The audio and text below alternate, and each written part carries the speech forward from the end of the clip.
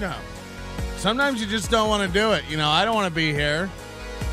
I couldn't describe to you how tired I am.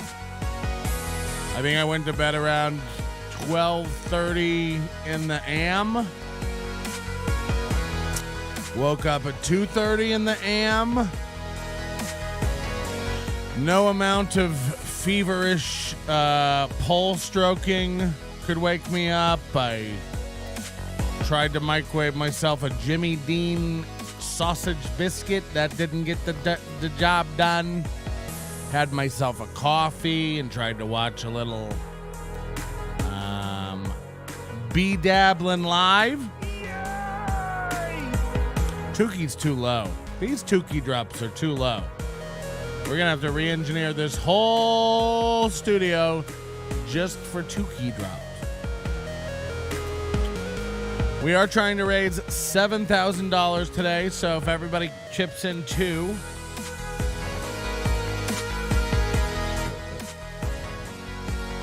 I couldn't be... remind me about the $75. Everybody keeps forgetting. Remind me, Earl Skakel. I got a sausage for you, Melton. I don't know how I feel about being called Melton. Let me get my overlays on. This is a nightmare of a day for me. Jesus, look at that. What happens? You bring down the walls, an explosion of emotes. You know, why is Earl up so late? Every night you're up till 4 or 5 in the morning. What kind of life is this for a man rapidly approaching his 70s? By the way, you know, I think Dalish is a size queen, Earl. You know, if you want to see a hog, Earl's not shy about it. Just message Earl and be like, let me see that hog. And, you know, from a guy with what many would call a fun-sized penis, you know, there's nothing to be ashamed of. If I had a dick that big, you know, if my dick, when I had pants off, if it looked like an anteater snout dragging along the ground, you know, I'd be showing it off to everybody too.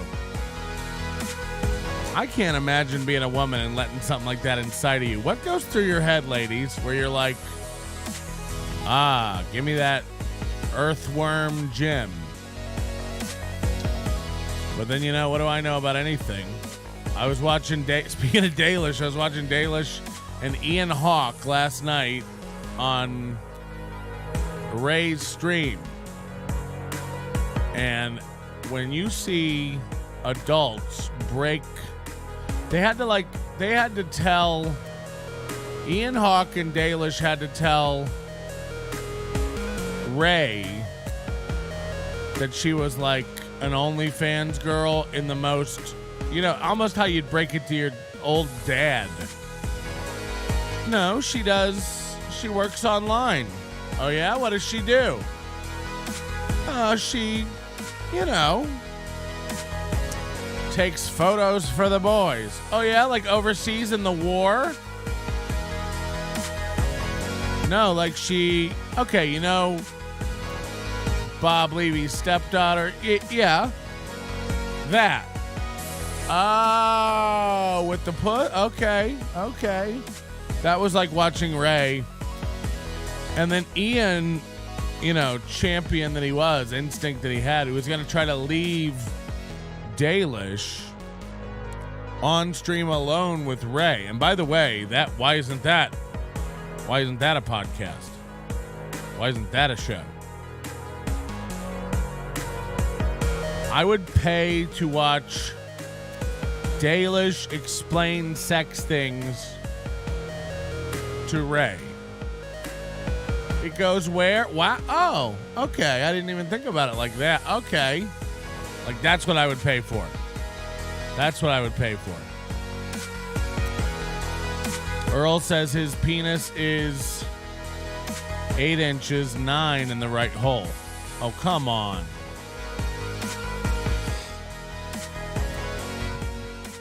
It doesn't go through our head, Patrick. That's not how it all works. I don't even know what that's about, but I'm into it. Ray's thick as a brick. Ray, stick it to break. Ian Hawk blocked us, says Dalish. I think that'd be great. Dalish pulled the I'm too tired. I gotta go to bed. And then I just had to watch Ian Hawk and Ray doc on cam.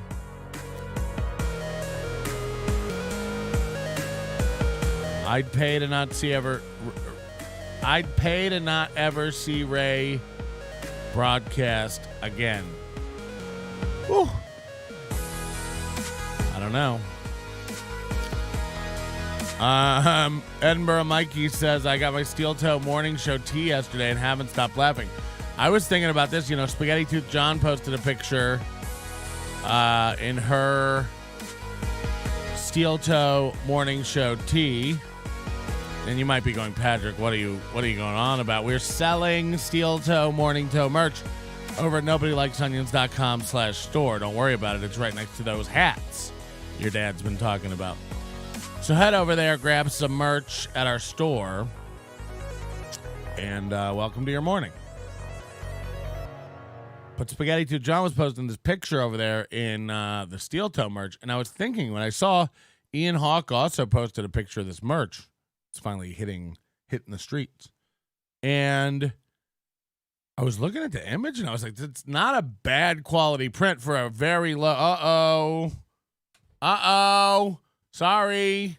We don't want to miss it today. We all need it. We all need it, baby. Come on. Yeah. We've got April M. Holt coming at you from St. Cloud. We've got Aaron M. Holt coming at you. He is so proud. They've got a radio show. They do it right out of their house. They've got a radio show, and April is gonna undo her blouse. It's time. Okay. We tried. We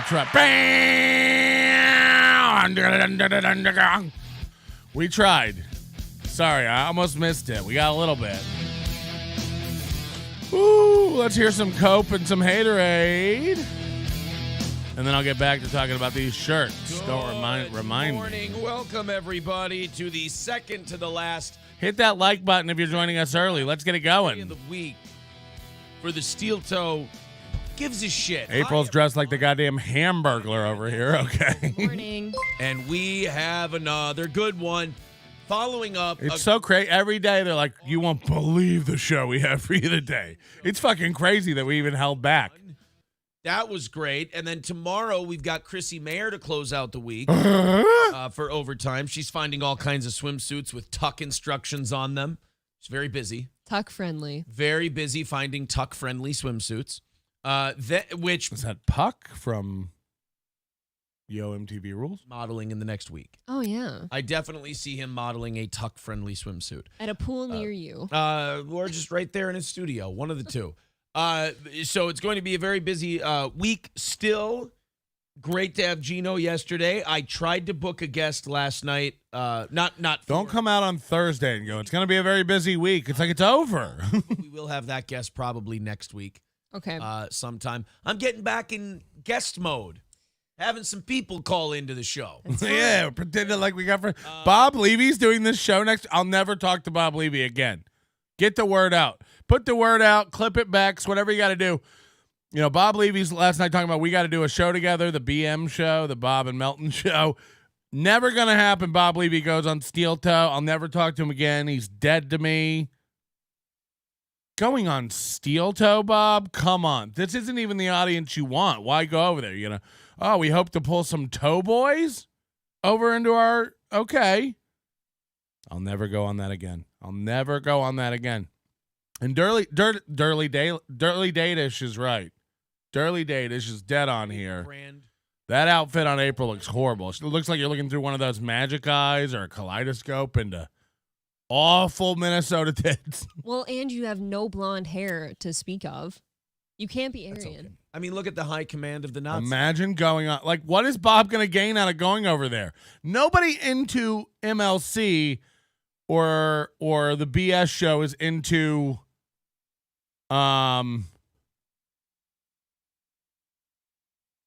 steel toe. Like there's no crossover with Stevie Lew. He'll go anywhere.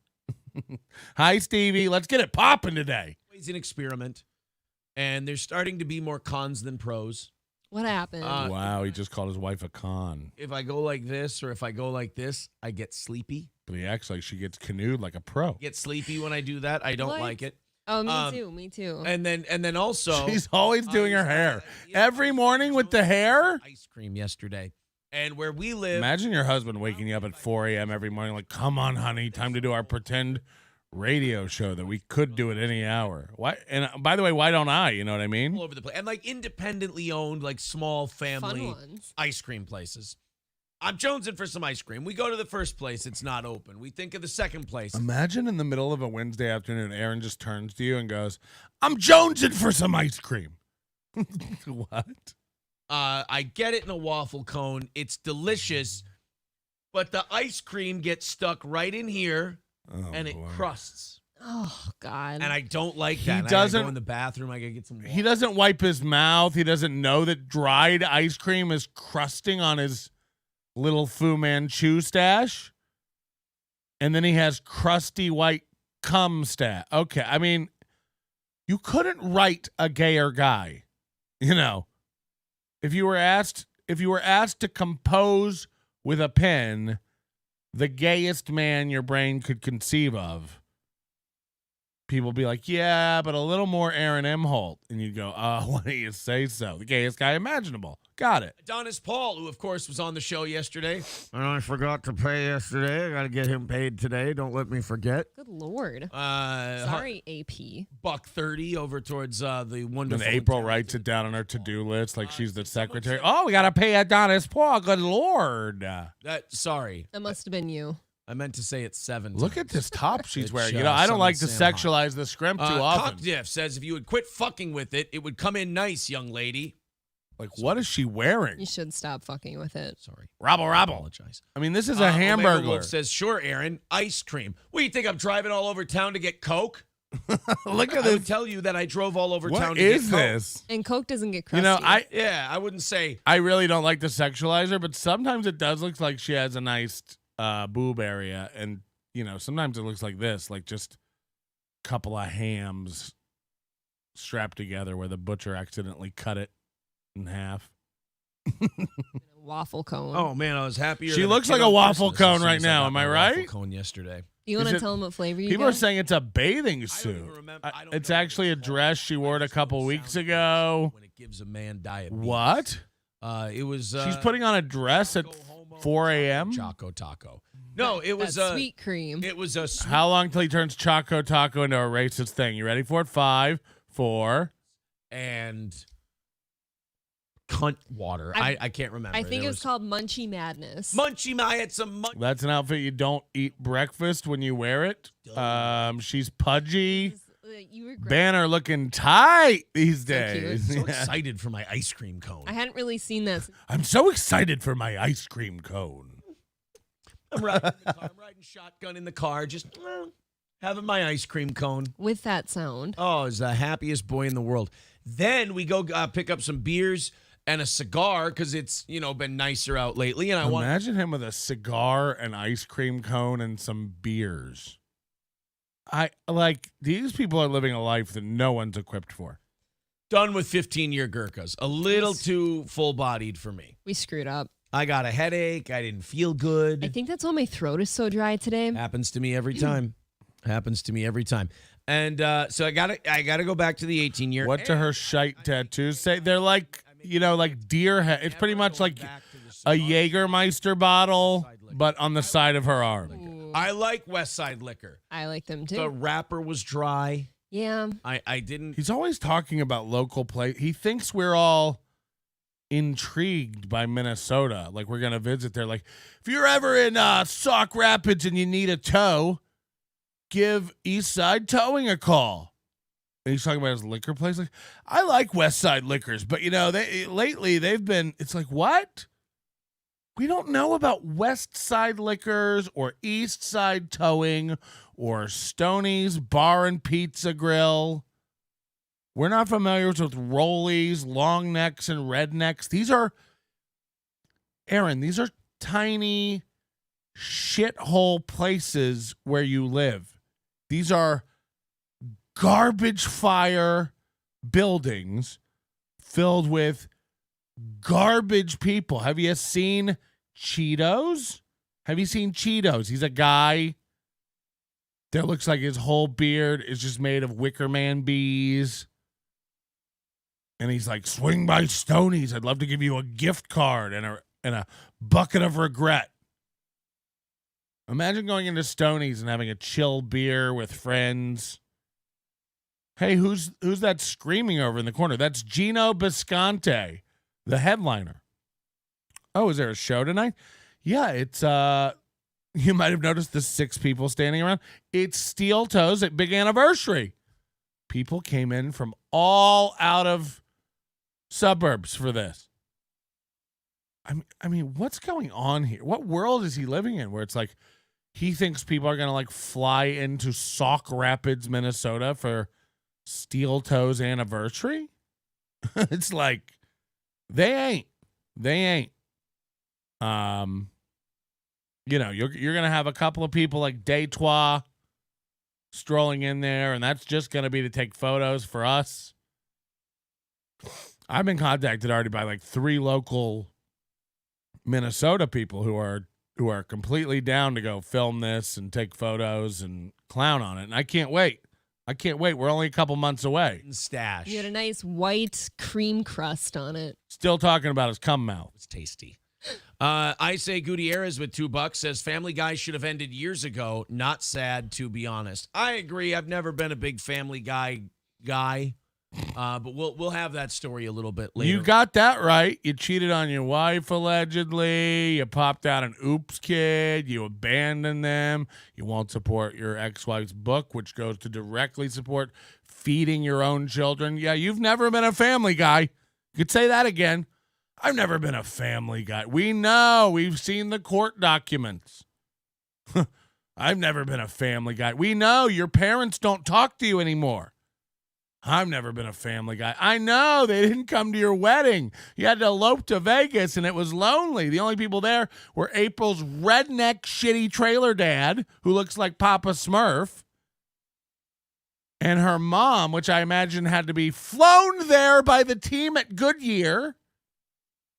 And then they just set it down right there at Red Rocks off the strip where you two get married and pretend to be people.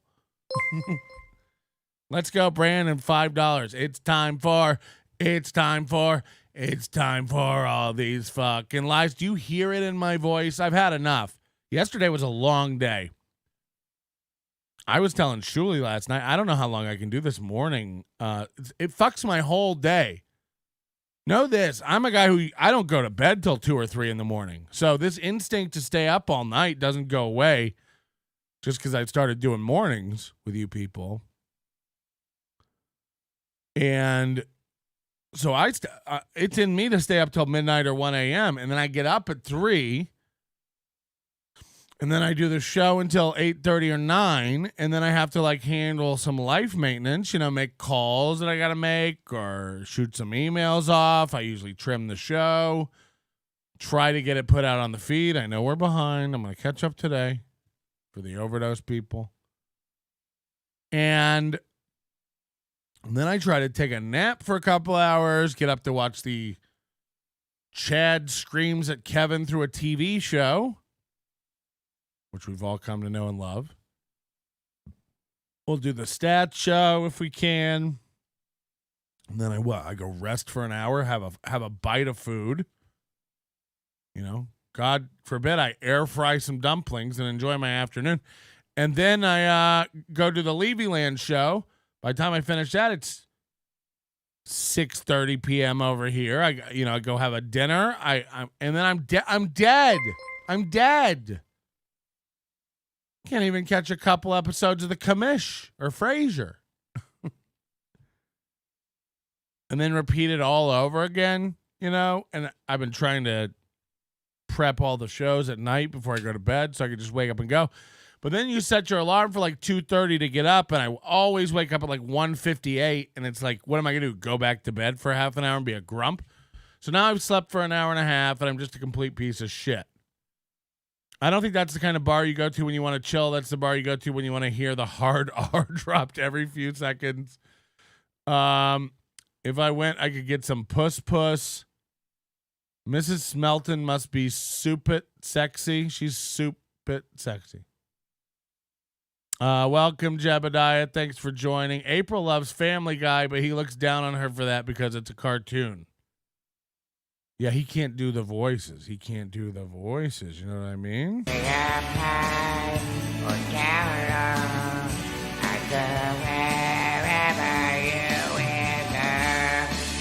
I can't get the image of Aaron holding a cigar limp-wristed out of my head. Ah! Wait, Patrick's not an early to bed, wake up and work out kind of guy? I mean, even if I was, I couldn't do that on this schedule. Am I right, everybody?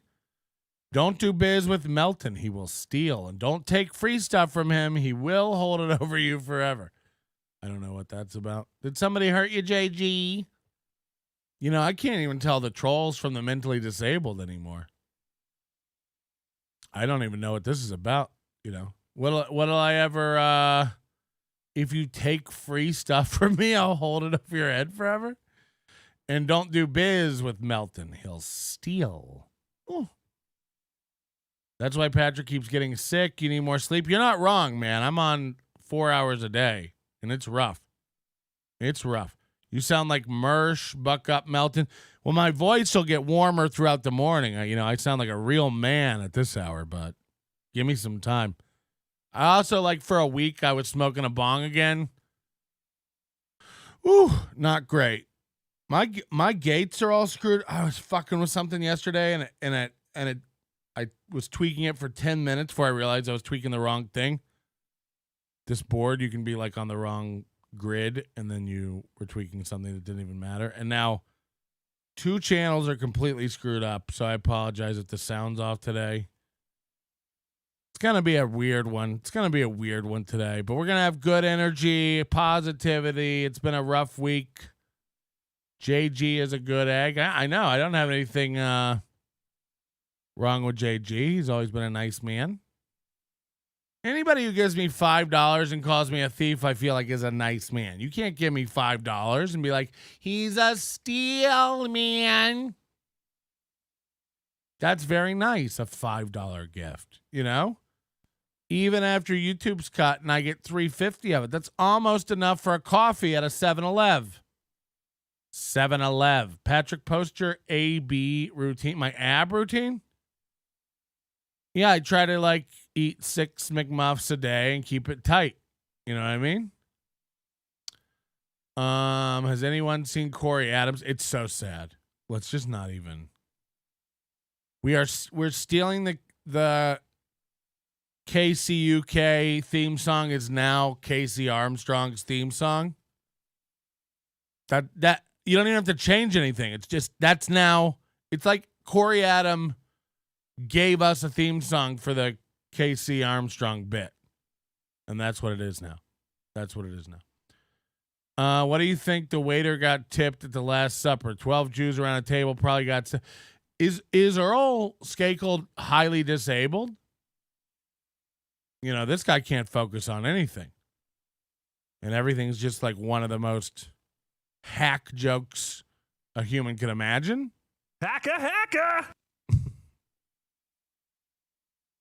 I don't know what's a bit anymore. I can't even handle with it. Levyland was good. I didn't expect as much as the fighting. If you missed Levyland last night, so I'm off stage. They told me to come in 25 minutes late. I'm watching everybody in the chat saying the show sucks and it's boring. I noticed that Chris Abel's guy was kind of nitpicking and needling a little bit at Rob Saul, whoever Rob Saul is. Now, I really, like, somebody told me that the Rob Saul's, like, wife left him for his brother or his son. I don't know what the details are, but, like, whatever it is, it's a giant, KCUK move. And but he does put out that energy, so I didn't mean to like make fun. A guy's wife leaving him, that's tough. But also,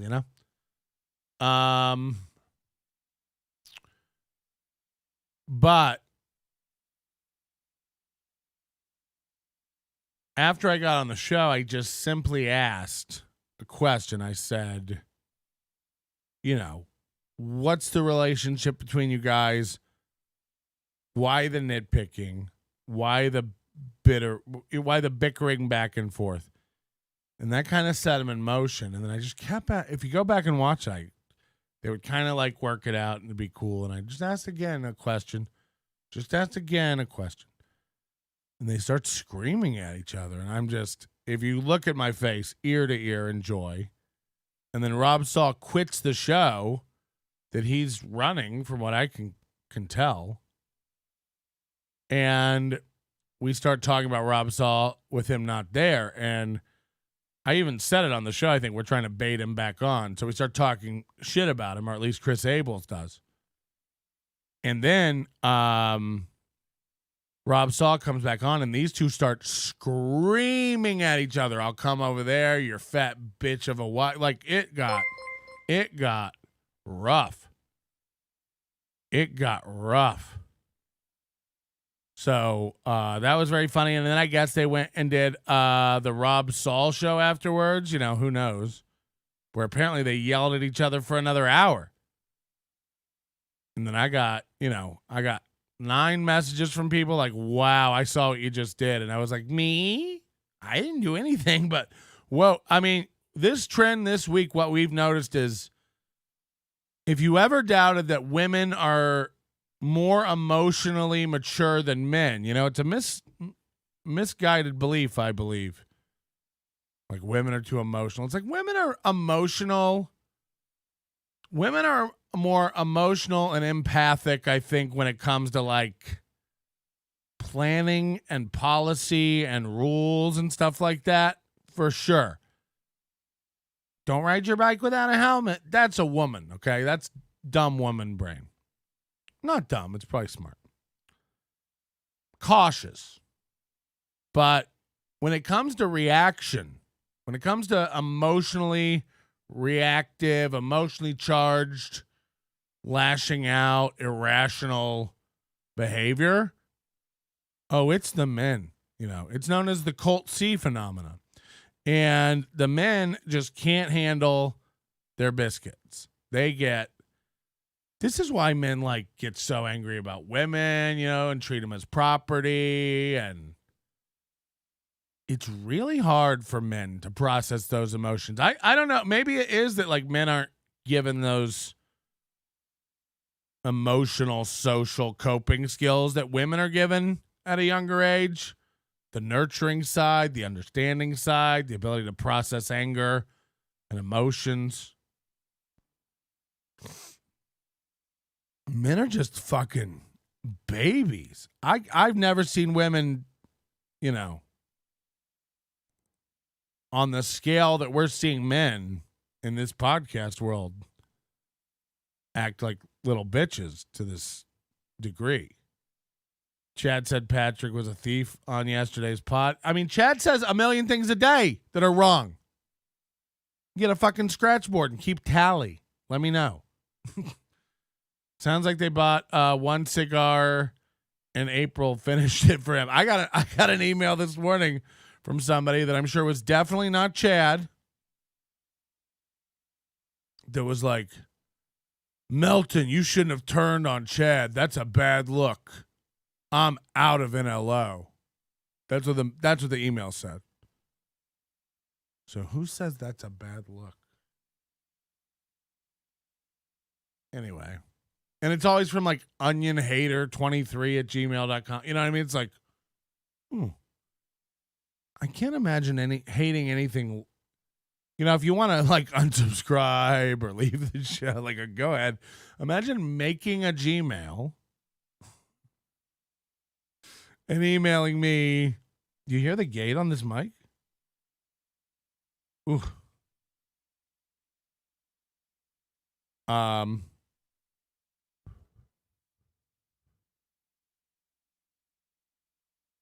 What about that? That's a little better. What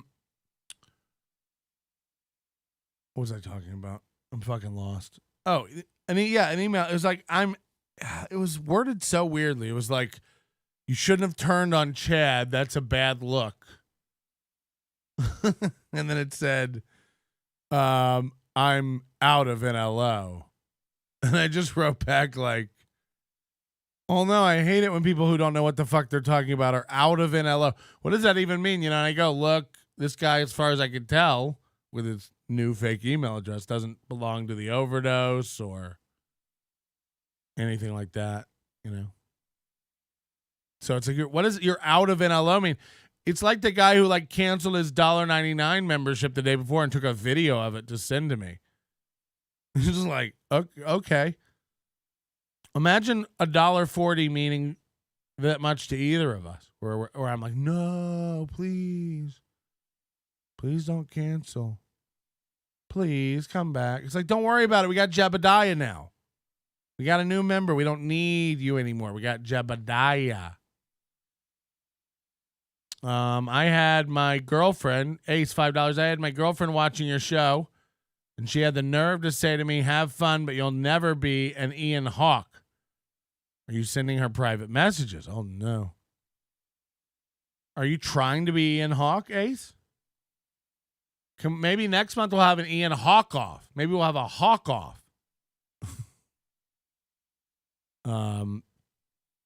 Flat Cat Jessica. Onion, how long have you been married? I'm not really married. It's a bit. Stevie Lew's right. It's a bit. He's not married. No woman could ever love him. He's going to die alone and be alone forever. Casey will end up melting down and breaking shit live on his podcast. We haven't begun. We haven't begun to talk about KC. So strap in for that. Patrick, you're the best at what you do, and that's not an opinion, but a fact of life, says Michaela. Kyle Anderson says, audio on Levyland was so horrible compared to NLO. There is a part of it that's on my end for sure. But also, like, something happens on that StreamYard where it does auto attenuation of the mic. I was watching a clip of it last night, and yeah, like it's auto muting me and shit. Part of it's the gate, I like I said, I fucked up some stuff, and there's definitely something just routed wrong. But I don't know why it's so much worse. But hopefully people see it and they go like, wow, Melton's audio is the worst. We won't have him on shows. I don't want to go on any more shows. Going on shows. What am I, Ray? By the way, why do the people with the least to say feel the need to podcast the most? Is there a reason Ray does 6 shows a day? What's going on? Now, I get it. He's making $500 a day from Kevin Brennan, but what's happening? It's like Ray has nothing to say. Nothing. So I don't know why he has to go live every fucking night. Every fucking night. Every one of these shows is just talking about every one of these shows. You might say, Patrick, aren't you part of the problem? You talk about the shows. And it's like, I talk about the shows, but I don't, the shows are unavoidable. You got to talk about the shows. Next, you'll tell us B. Dabbler is not really 16 years old. Whoa! That was a diabolical appearance, Onion. Your face looks like an onion. That's a smart statement. I like that kind of stuff. We gonna talk about him, meaning Chad? I mean, we just did.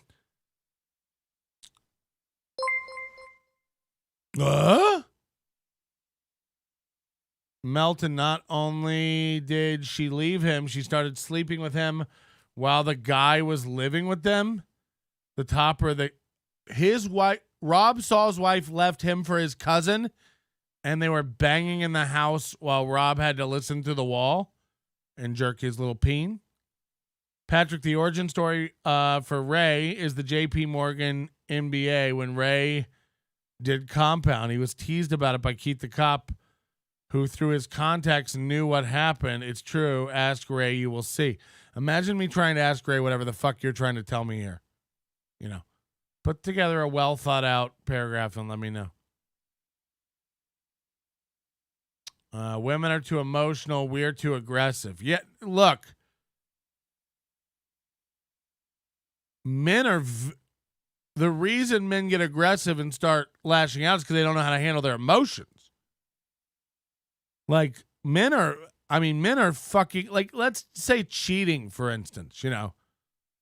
A man cheats on his wife. It's way more likely that the woman could get over that, process it, and try to heal the relationship than the man. Most men couldn't handle their wife getting canoed by other men and then coming back to the relationship and being like, all right, let's try to work it out. Men can't handle that. Men are possessive. Men are vindictive, angry, petty. They don't let it go. Women are probably more vindictive and petty. But I think a woman gets over a man cheating on her easier than a man gets over a woman cheating on him. Men just like can't handle shit and they just... I mean, why are those two guys yelling at each other? What was that even about last night, you know? Podcasts are essentially 40 to 60-year-old men acting like children, all saying they're acting like little girls. Melton's right. Girls are more rational. I don't know if it's more rational, if they've just been forced to, like, you know, women have been forced to, like, shut up and process it, honey. You're a woman. Like, women are, you know, it's not accepted for women to get aggressive. It's not accepted for women to lash out. They're called bitches. They're called, you know, bossy. So maybe women have just learned to channel it, handle it better. I don't know. I was thinking about that, though. Like, oh, because Dalish last night said she was, how old are you, Dalish? It was like 24 or something like that. I was like, oh, my God. Way to just ruin everything we had, Dalish, as if the elf ears weren't enough to do it. A 24-year-old woman, my dick just, you know, I can't get hard for anybody under 30 anymore. I need your titties to have bite marks. But I was thinking about it. Like, imagine Dalish. Dalish could go back. She's turning 24 on Friday. She's 23. Yeah, I mean, every girl I've dated who's 23 in that age range, it's like throw them against a wall and leave them. Am I right? I don't know. She seems fine. Look, but I was thinking about this. Dalish could literally go back. I've been podcasting for coming up on 19 years. Dalish could go back and listen to me beginning to podcast when I was her age. And I'm 43. I'm 43, and this bitch could go back and listen to a 25-year-old me with my soft little voice begin to do this podcasting thing. And that would be weird. That's got to be like the first generation that could ever do something like that. And then hear my whole journey to adulthood to this point. And then she could listen to that and go like, oh, that's what it's like to grow up. I don't know where I was going with that. I just think it's weird. Like, I didn't know she was that young. That's gross. Young girls are dumb. To be young and have your whole life ahead of you, huh? Things are just going to keep getting better for you. It's never going to go downhill. And the world you're building is the right one. I'm sure it's all going to work out for everybody. Real men don't email other men. Colt C. Colt C. You know, you can like Chad and Melton. It's not difficult. Yeah, I mean, look. Imagine letting anyone tell you who to like. Like whoever you want. Citizen M still gurgles Aaron M. Holt semen. He thinks that's a great show. To be fair to Onion Hater 6969, he is right. Turning on chat. Dirty Dalish is a very nice girl. I would consider doing a podcast with her. Have to find time for that. between my 6 other shows and a couple open mics I need to close. I'll be on the road this weekend driving somewhere, blankets and car. So thorough, Joe Burrow. I ordered my entire wardrobe off NLO for years, and you sent me the wrong sizes in 2020. I'm out of NLO. I don't know what's real. I don't know what's real anymore. These are wild. It's in settings on StreamYard. You can click that off. I know, but I think the producer can put it back on. So he was like trying to do stuff to my audio. I don't know. Look, I got to work on it. 100%. There's something on my end that's not fully kosher. So we got to work it out. StreamYard phases out massive chunks of the frequency spectrum. If you've ever heard music through StreamYard, you know. Yeah, I mean, the quality definitely suffers because it's StreamYard, but like Bob Levy sounds better than me, and that should never be. If turning on chat is a huge mistake, then the whole wide world, except for 300 people, are making a huge mistake. Casey will humble you for what you did to Chad Melt. I have no doubt. Patrick, you're showing up twice a day sometimes. I know. Do you even deserve it? How have you not joined the Overdose yet to support this show? You don't have $9 a month to head over to nobodylikesonions.com/overdose and use promo code again to save 10% to get access to our full archive.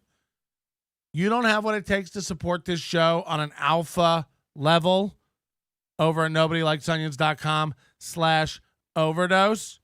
You don't want to hear what happened when I was 25 or 26 or 27 or 28. Here it's a time capsule of podcasting, and you can go grab some right now. Ray is boring, has no good comedy stories, no hobbies or social skills. Besides that, he's an entertainer. I was thinking about this too. Like Ray and Chad, again, the same guy in so many ways. They're both just reliving the glory days on their podcast. It's like for Ray, it's music and sports. I love Jimmy Eat World. One time I saw them it's like, okay, me too. Then I turned 24 and opened my own OnlyFans account. So yeah, I don't know what Ray. Carlos Danger's the guy responsible for Ray giving him self-esteem, telling him he's got this. Melton wants to be the belle of the ball of the whole universe. I don't know what universe it is. I couldn't tell you what universe it is. I don't know what it all means. Kevin is all bark. Bob never held him back at Compound. If he wanted to get to Gino, he would have gotten it. I'm going to be honest with you. I missed everything yesterday. I have no clue what's going on. We were watching Chad. Chad wasn't really watching MLC very well yesterday. There's a lot of spin and cope going on out of Chad's mouth. So I didn't really get to watch what happened and see why Kevin stormed off. I don't really know what happened with Gino's. I guess Gino gave out Ray and Kevin's number. Is that what happened? Like, I don't even really know what happened, so I'm not going to pretend to be informed on this one. Carlos Danger leaves Ray's show to go to bed. He's up an hour later watching Jake stream. Yeah, that's fucking weird. This Carlos Danger's a robot. Again, I don't even think there's an Insufferable Bastards podcast. When would he even do that? Ray's on every night. Insufferable Bastards just clips MLC every day and puts up like the hottest clips. It's a clip channel with a fake podcast. This guy, Carlos Danger's not a real guy. He's not doing, he's Adonis Paul. He's a cartoon guy who ordered a hat to 3D model it. So Dirty Dalish's birthday tomorrow. We got to do something special for her. Isn't it time someone blew out her candle? You know what I mean? It's testosterone. Trans men often have issues with their temper.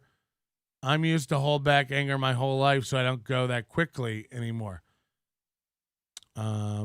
Yeah, I don't know, man. That really is like men can't handle shit. Especially like this modern iteration of men. Like, they don't know how to handle their lives.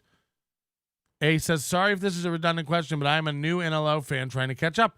Is there any particular reason why you constantly destroy Steel Toe other than them being horrible cringe?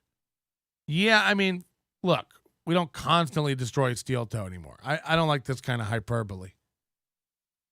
It's like, were you here 3 months ago? We constantly destroyed Steel Toe 3 months ago, 2 months ago. We watched 4 minutes this morning of April's hamburger outfit, and then we moved on. Destroy Steel Toe? I don't think I've ever destroyed Steel Toe. Where do you get this language from? We play their show and make jokes. That's all we do. We point out when they commit felonies. We report their channel when they commit felonies. Yeah, that's a funny bit over here. No one's destroying anyone. No one's, this isn't real life. But yeah, they go after everybody. They're a show that made their bones by attacking channels, and the minute someone fought back, they only attack like retards, like the Junkyard Dogs with 20 literally, when they started making fun of that Junkyard Dog show, they had 18 subscribers. And they go after Chad, who's like a retarded puppy and can't fight back.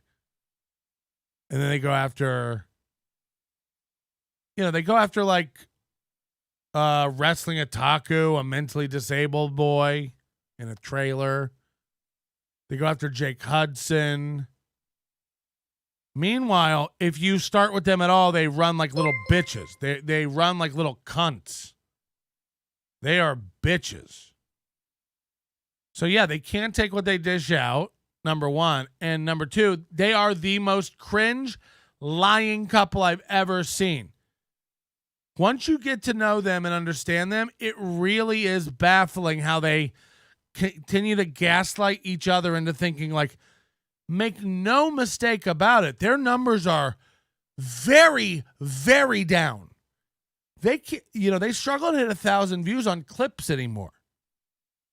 Their audience for their daily show after 24 hours, NLO, Melton in the morning, is beating them. These are facts. They can't run from it. They can make up other audiences all they want. We actually get quite a number of views on Rumble and Odyssey and Fuckbook and Milkmaids and all this other platforms they want to talk about. No. You're YouTube guys. You printed up 9 shirts. YouTube Reborn, Steel Toe Reborn, Reborn, no longer held down, freedom, YouTube. So yeah, we want to make you lose it. We think that's a funny bit. Yeah, it's real cringe. It's real constant cringe and lying to their audience. Banning mods, banning fans, banning donators. They have to control this world. They keep their whole chat audience captive in this, walled off garden where they're not going to get any real information about Aaron or April. It's just great. It's great. You either get it or you don't. I understand if you don't. We obsess over here. We do deep dives over here. I get it if you're not into all of them. It's fine. Pat's been doing this since he was 18. Whew. It's okay, Patty. I like older men. Oh, I have seen baby Patrick on NLO 24/7. Oh, no. Dalish is not dumb at all. I mean, I don't mean dumb in intelligence. I just mean dumb like a 24-year-old girl. There is a little bit of like nothing you can do about it. You're just 24. You don't really know anything. That's all I mean. I don't mean it in an insulting way. I just mean your life experience. And by the way, when I was 24, I barely touched a butt plug and had nary grazed my pussy with a whisk. But so I get it. She has more life experience than me at that age, maybe.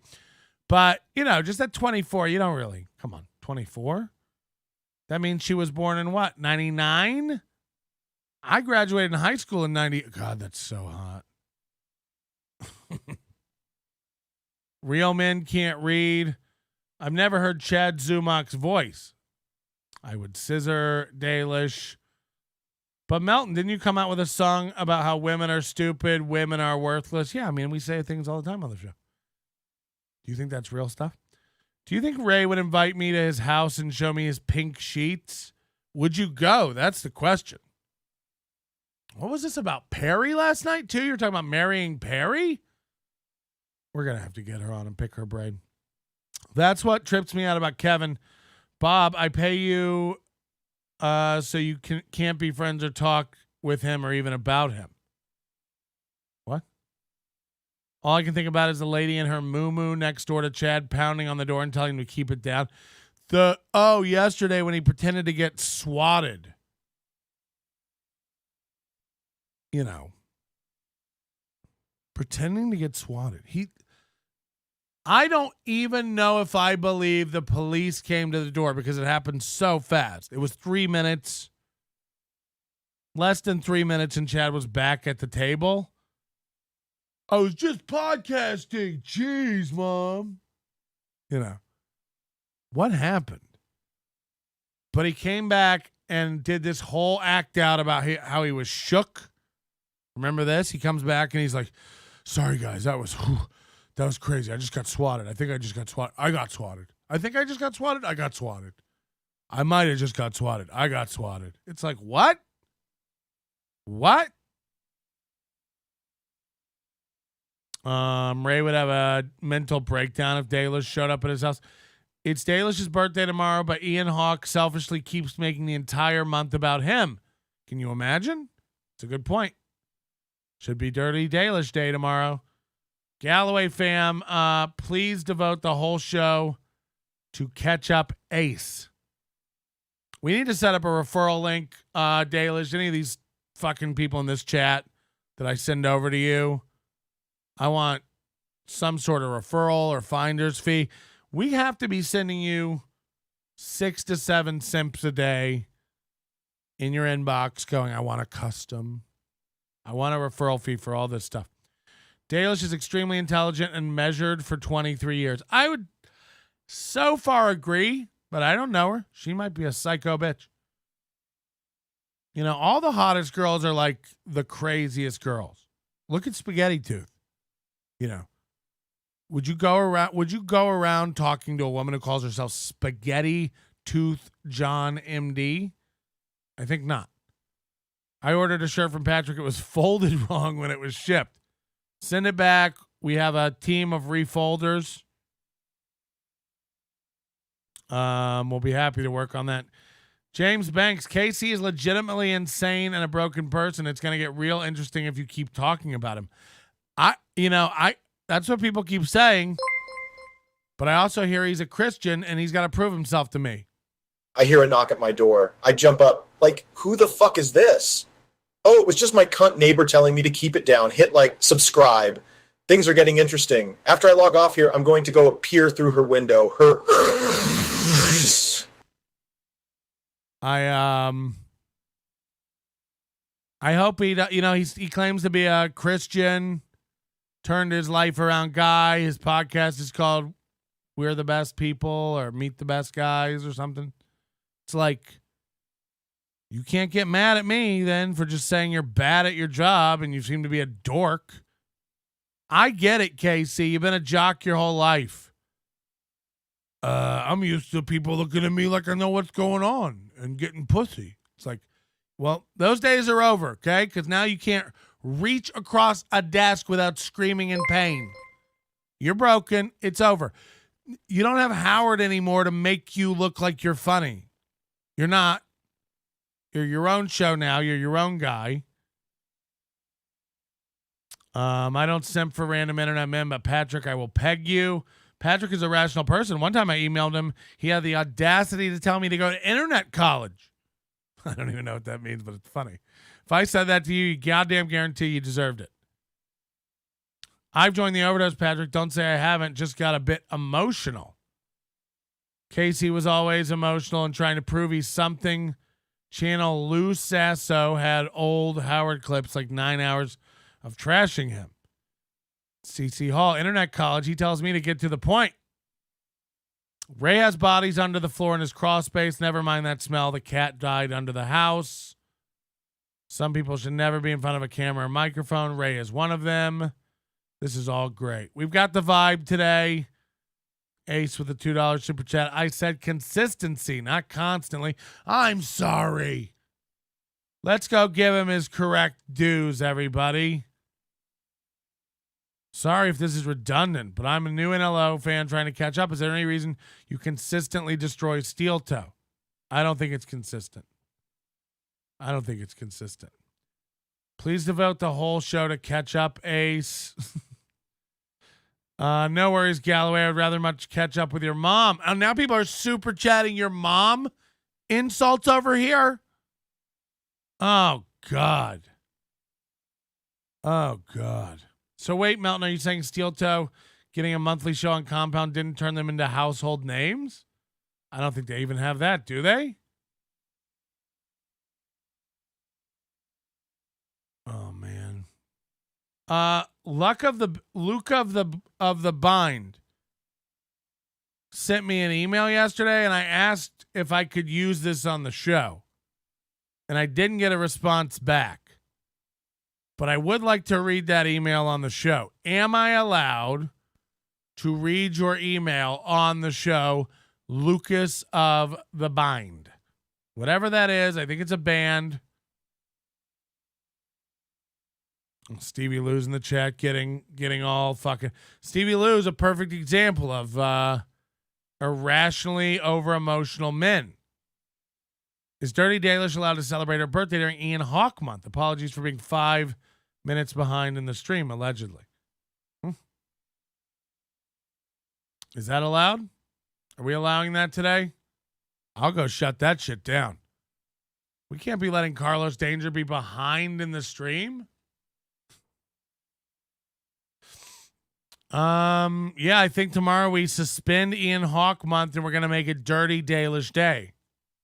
I think that's the only rational, because Ian Hawk paid heavily up front for Ian Hawk Month. We all bought in early. It's been weeks of Ian Hawk Month at this point. Do you promise to protect me, Melton? I mean, no, I'm asking to read the email. Protect you? What do you mean protect? I'm asking you if I can read your email. So people are going to know it's your email. Doesn't even make sense. Do me a favor, reply to the email and tell me whether I can read it or not. Do it. Oh, he says go ahead. All right, sweet. We got a lot today. We got a lot to do today. All right, we're just got to catch up with the chat. I can't read the chats all day. Oh, man. What are we going to get to first?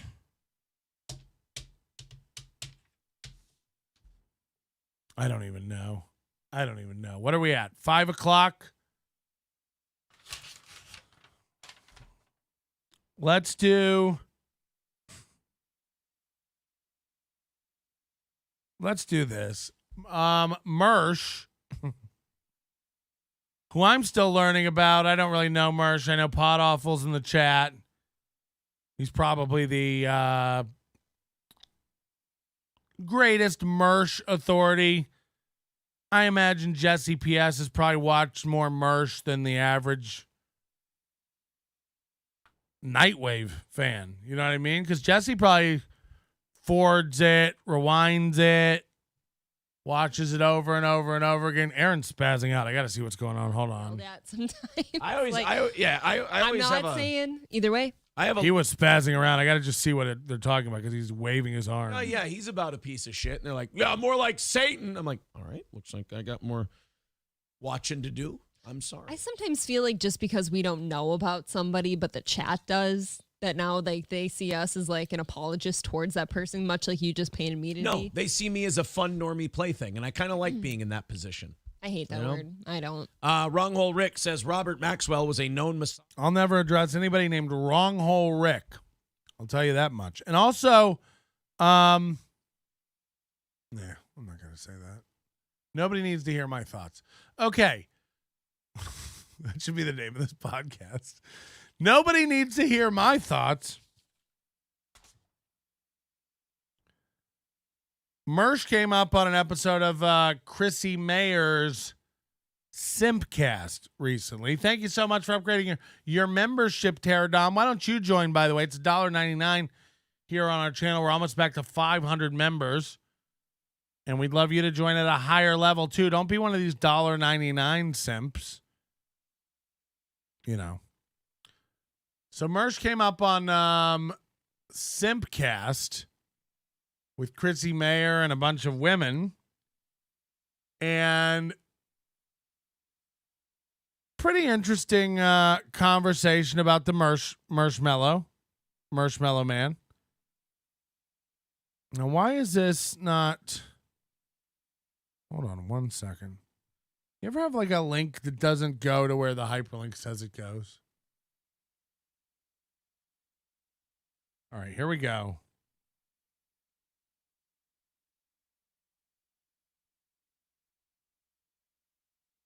This is 6 women, 5 women talking about Mersh and how attractive of a Mersh he is. This is going to be weird. Very specific. Blue Mosaic, what do you rank Mersh as an eligible partner 1 to 10? 10 being the best, for 1 being the best. Now, this is the same tactic we saw Dirty Dalish used when that gross crippled boy asked her if she would smash him. Dirty Dalish went, "What? What was the question again? Slow down this time." To buy a little time to figure out how to tell him that she didn't want to fuck his little immobile penis without hurting his feelings. Just like people have bad instincts with people who are not like used to women have the funniest, worst instincts of women. It's like Dirty Dalish is an OnlyFans chick, okay? She makes her money. Not there's anything wrong with that. Make hay while the sun shine. You got the body girl Rocket. She makes good money doing OnlyFans, Pornhubs, GeoCities, Minecraft crawls, Fortnite foursomes. I don't know what she does, but she makes money doing it. It's sexual in nature, and that turns men, as we've just been discussing today, into insane, horned up, crazy animals. Look at Stevie Lew and Fearless. Don't do it, Stevie. Don't do it. Don't take the bait. So, Ray's on last night with Dalish, and he's like, "Where do you live, Dalish?" And it's like, she might not even want the state she lives in given out. Like, I imagine a woman like that has to protect herself in ways a bull of a man like me can't even begin to comprehend. And then she's like Southern California, which is like, okay, she gives that information out. He's like, now where is Southern California? Would that be Santa Barbara? And he's like arguing with her about what Southern California is. I swear to God, I expected him to be like, and what city and what street? Calabasas. So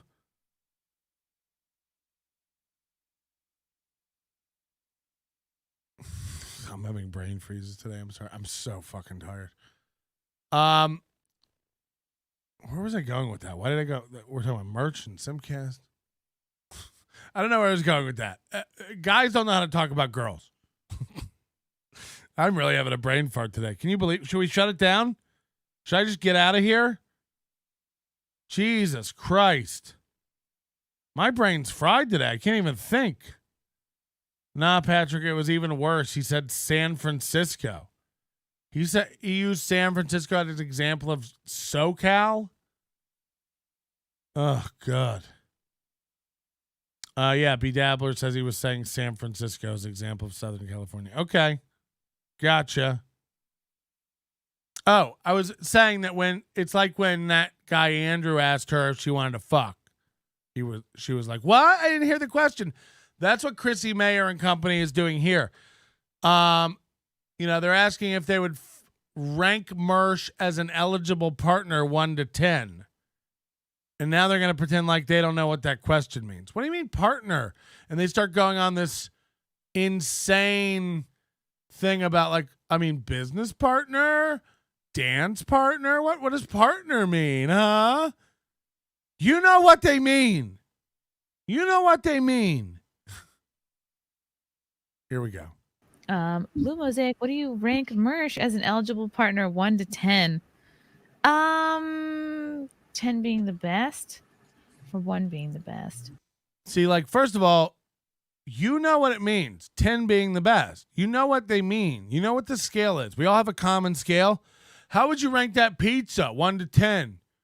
Do you mean 1's the best or 10's the best? Nobody says that. You know what it is. You know what it is. In Western American culture, you know how the scale of 1 to 10 works. 10's the best. 10's the best. Eligible partner.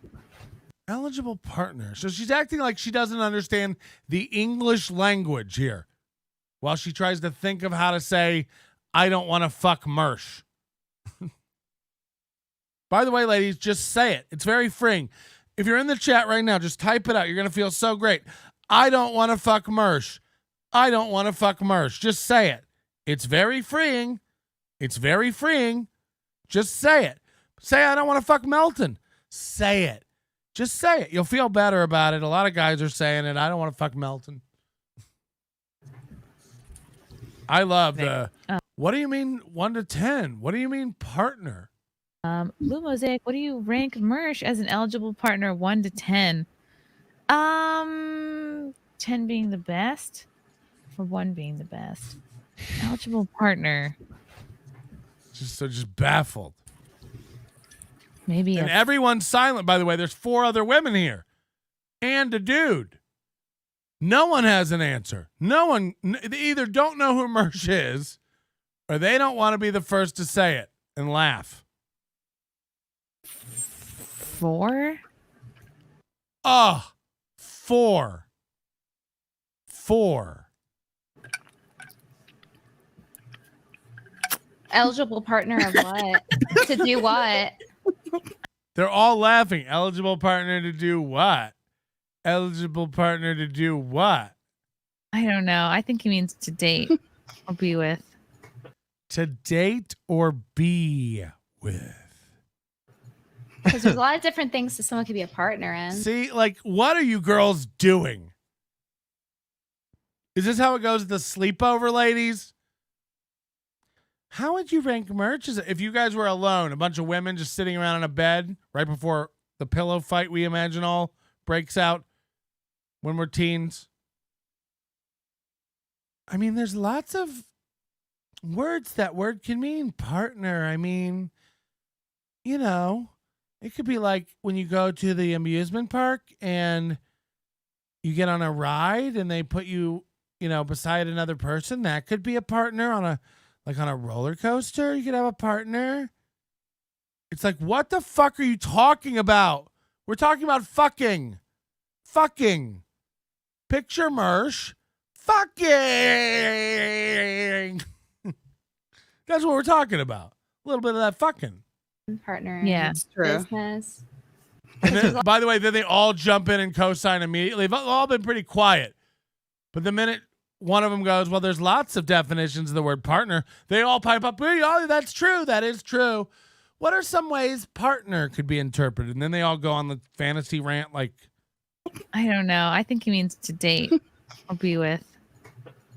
Because there's a lot of different things that someone could be a partner in. Partner in Yeah, it's true. Business. That's true. One of those things that you do go like this to make the cart go, and there's 2 people on each side. I think he'd be good. So Chrissy Mayer is referencing an old-timey railroad cart with 2 people on it going like this to make it go. That's how uncomfortable it is to talk about fucking Mersh. That when asked about it, like, hey, would you like to hook up with Mersh? She goes, what do you mean hook up? Do you mean like one of those old-timey railroad things where you pump it and it goes? Yeah, that's what we mean, Chrissy Mayer. We always ask about who wants to get on old-timey railroad hand pump cars. That is what we meant, Chrissy Mayer. You know, and I've defended Chrissy Mayer a lot on this program, or at least pushed back a little against the hate, saying that you guys don't know what you're talking about. But what a dumb bitch. Officially, what a dumb bitch. You know. Imagine saying that. Like, what do they mean? One of those carts on a railroad track? Yes, Chrissy. Yes. This is one of the dumbest things I've ever heard a person say on the internet. One of those things that you go like this to make the cart go, and there's two people on each side. I think he'd be good for that. Prime Oh. Just kidding. fighting. Yeah. Fighting. Yeah, it could be a fighting partner. They're literally turning this into like an improv round table about what could be a partner. Yeah, he would make a good crime fighter. Buzzkiller, do you Crime fighter? What the fuck? guys know about Janice Klink? Nope. Is he Colonel? Is it Colonel specific? So I thought that was great. Somebody sent that to me. I want, this should be a new genre of clip. Women being asked if they would be involved with internet personalities sexually. Just uncomfortably putting women on the spot in the moment and asking them if they would fuck repulsive internet men like me. And watching them go, I'm sorry, you cut out. What was the... What do you mean partner? Trivial Pursuit, Hangman. Partner can mean a lot of things. What do you mean partner? Like in a hot dog eating contest? What do you mean partner? Like in kindergarten and the buddy system? We're crossing a street? Yeah, Chrissy, that's what we mean. What do you mean? What do you mean partner? Like when you're scuba diving and you have I'm trying to find an eligible partner, but it's your responsibility to figure out what I mean by that. Right. Exactly. Open to interpretation. Dalish. Your new name's Dalish. They can't think of a single thing Mersh is redeemable at. Remember, Patrick, Chrissy thinks she's a comedian. I saw that set she did in Dallas. She's terrible. Chandler's IRS agent says, I would audit you, Melton. Who's Chandler? Bing? Mrs. Chandler Bong? I'd like a silent partner in my relationship. Unfortunately, I'm straight and can't find anyone to fit the bill. Well, yeah, I imagine if you're a beloved chatter, you'd want a beloved not chatter as a partner. You need to yin your yang a little bit. Should we read Lucas's email? Woo! This is going to be great. Uh-oh, he's followed up here.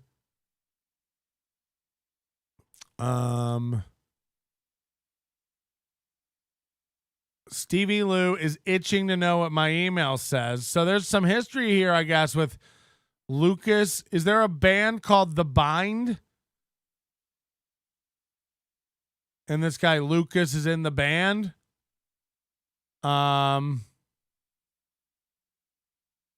And he sent me a long email here about Stevie Lew.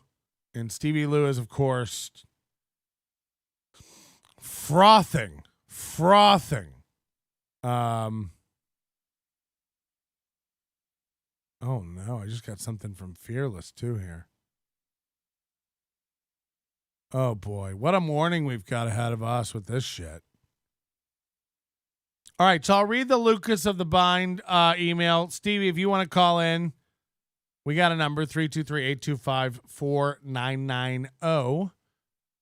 You've been very reasonable every time you've called in, so I'd appreciate any cooler heads prevailing today. And look, that Bobby Nick guy seemed nice and to get it. So I've heard nothing but bad things about the BYB boys. I don't know. I refuse to call them that ever again. I can't believe that just came out of my mouth. Ugh. It's almost gayer than the Bad Luck Boys, the Cat Channel merch runs. Go ahead and give the psychos some shine. People stop emailing Melton. Stevie Lew says, nah, I'll let this go. Okay. So Lucas is in a band at The Bind Rock. So I imagine the band is called The Bind. Declan says, who emails other men? Here we go. This is from Lucas of the band The Bind. It says, hello, Patrick. This is Lucas Hunton, a.k.a. at Luke of the Bind. This email ended up longer than I expected. Have been loving your shows for the past month plus. Almost getting addicted. We got one. I'm like you, an old O&A fan who wasn't that into Howard. Anyway, been a pest before most of these idiots had a Facebook page. When I'm chatting and make a negative remark, it's almost always directed at Stevie Lew. I'm locked in a very gay battle with this dope gay battle because he has surmised that I or someone associated with me struck his Twitter and or the BYB channel. Can you believe this is men doing this? Also, because we have a certain fan we are friends with, Becky, Zen's producer, who he and Ski Mask hate with a passion. Now, again, I don't know Ski Mask and I don't know Jim Stansel. These guys can't stop. They just like reply to things on Twitter going like, what a loser, enough Melton. It's like, all right. Like, I don't know who they are. They seem upset at me. I wish I could send them some sort of chocolate dipped pineapple edible arrangement to make it all better. Do they like cantaloupe? Would they enjoy a melon basket? Could I send them some tart berry blend to make this all better? They have a long history of doxing and screwing with people. And we at Night Creeps, my podcast with Jim Grendel, are into taking people like that down. Uh-oh. You don't fuck with the wrong one.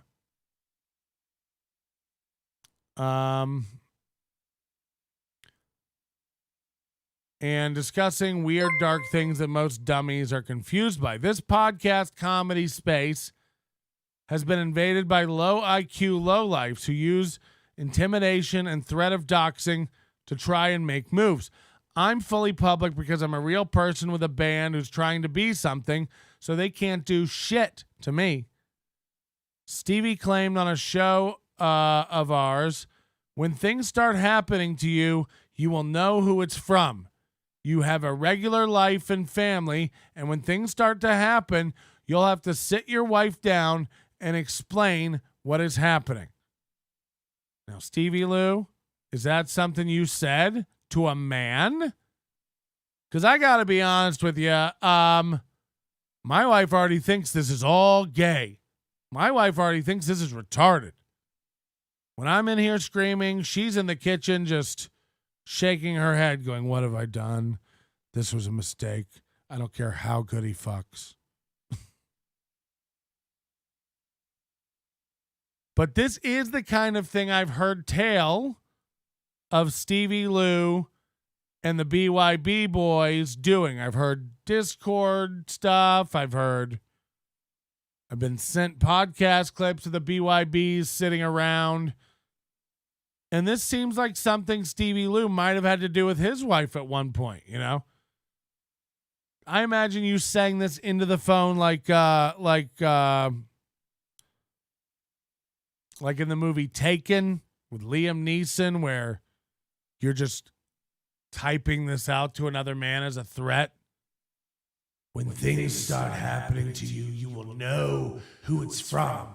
You have a regular life and family, and when things start to happen to you, you will have to sit your wife down and explain what is happening. It's like, what? You have to sit your wife down and go, hey, some idiot named Stevie Lew is messing with me on the internet? So I do believe it. There's something going on in this universe of Gino Bisconte, Chad, Ray, Stevie Lew, BYB. From what I understand, and I haven't, no judgment on BYB, Bobby, Nick, and Andrew, and those guys on the No Filter podcast watched me roasting them, laughed it off, gave it back a little, and get it. They were like, he's just having fun. Melton's fun. All good. We're done with the No Filter podcast. We're done with making fun of Bobby, Nick, and Andrew. They got it. It was a joke. This is a podcast on the internet. This is just fun. I do picture someone as obsessive as Stevie Lew just stewing and conspiring with a bunch of junkyard dogs on the internet about how to get men through doxing and pranks. And Stevie has an answer in the chat. Stevie, did you say this to a man? When things start happening to you, you're going to know what's from me. You're going to have to sit your wife down with your real life and explain to her what's happening. Like, is that something you said? Because that's gay, dog. That's gay. It's like the bat signal went up, but it was a penis. And then he always says stuff like this. I didn't write this email, buddy. Imagine calling someone buddy. He thinks that's like an intimidating, like a pal. Hey, friend. We got one. Hello. Hey, buddy. Hey, buddy. Yeah, so again, I'm the one stewing, but this fucking guy is writing these long emails. Did you say that to him? Well, here's the thing. Here's the real thing. There's this guy, Dislabeled. I'm sure you've heard about this guy, Joe Exotic, on Twitter. Yeah, he's right? in that chat sometimes, yeah. So yeah, he has actually been contacting my actual wife. He's been putting my mother's name in Kevin Brennan's chat. He's been using my mom's name and stuff to try to antagonize me and get at me. So all I was just trying to explain to this guy, Lucas, is that, hey, you're trying to goad me and pull yourself into this world, because he's a no one, as you could came out of nowhere. He's looking for some publicity here. So I was just trying to explain to him that, listen, right now I'm actually dealing with people trying to stalk and harass my actual mother and my sister. They're talking about going after my nephew and stuff. So I was like, if you guys want to go into this world, don't be surprised what comes around on you too. So, but is that true? Do those BYB guys and Ski Mask and stuff? Because I've seen some clips and I've heard some stuff though. No, there's one thing where this is, if you really want the impetus of this, what happened was, and it's so funny, Ray DeVito, when he filmed his latest special, Life Without Balconies, he invited us to all go and see it in Queens, be taped. Ski Mask brought his girlfriend to that show, and one of Chad's fucking minions took pictures of Ski Mask with his mask off and his girlfriend, sent it to Chad, and Chad went on his show and said, I've got Ski Mask's girlfriend's information now, and I'm going to fuck with her job. He fucking doxed her, said she's a school teacher. So that's when Ski Mask got drunk and called the Bahamas on Chad, because Chad had crossed the line on him. So again, all this turnaround is fair play is totally true. But what I was trying to describe to Lucas was that he's a no one. He has this fucking dumb podcast that he thinks he's involved with things now, and he's been crossing the line. So all I was saying is hey, listen, buddy, you're a normal person. You're not made for this world. You're not really a comedian or no, you're a nobody. So like, if your wife does end up hearing that you're trying to fucking get all in the mud like a mud shark, it's gonna suck. Whereas I've been in comedy for fucking 7 years now. My mother, my whole family, my wife, they understand that. Like, if someone does contact them on fucking Twitter, they wouldn't be concerned for a second. But a nobody like Lucas, if someone does reach out to his wife, it's going to be a different story. She's going to be like, "What are you doing, buddy? Go back to Lowe's and Hold on, work so the register." But you're saying this Lucas guy was going after your wife and mom, and No, Joe Exotic was. Joe Exotic was. What does that have to do? What does that have to do with Lucas? So he gets involved with Joe Exotic and tries to pile on and tries to fuck with me with some of his little buddies. What do you mean? But what do you mean fuck with you? Like, they have a show where they spend the whole show talking about me and the BYB. Yeah, but that's not an excuse to say like we're going to come after your wife. Listen. I have people coming after my wife. This guy Joe Exotic, who I don't know.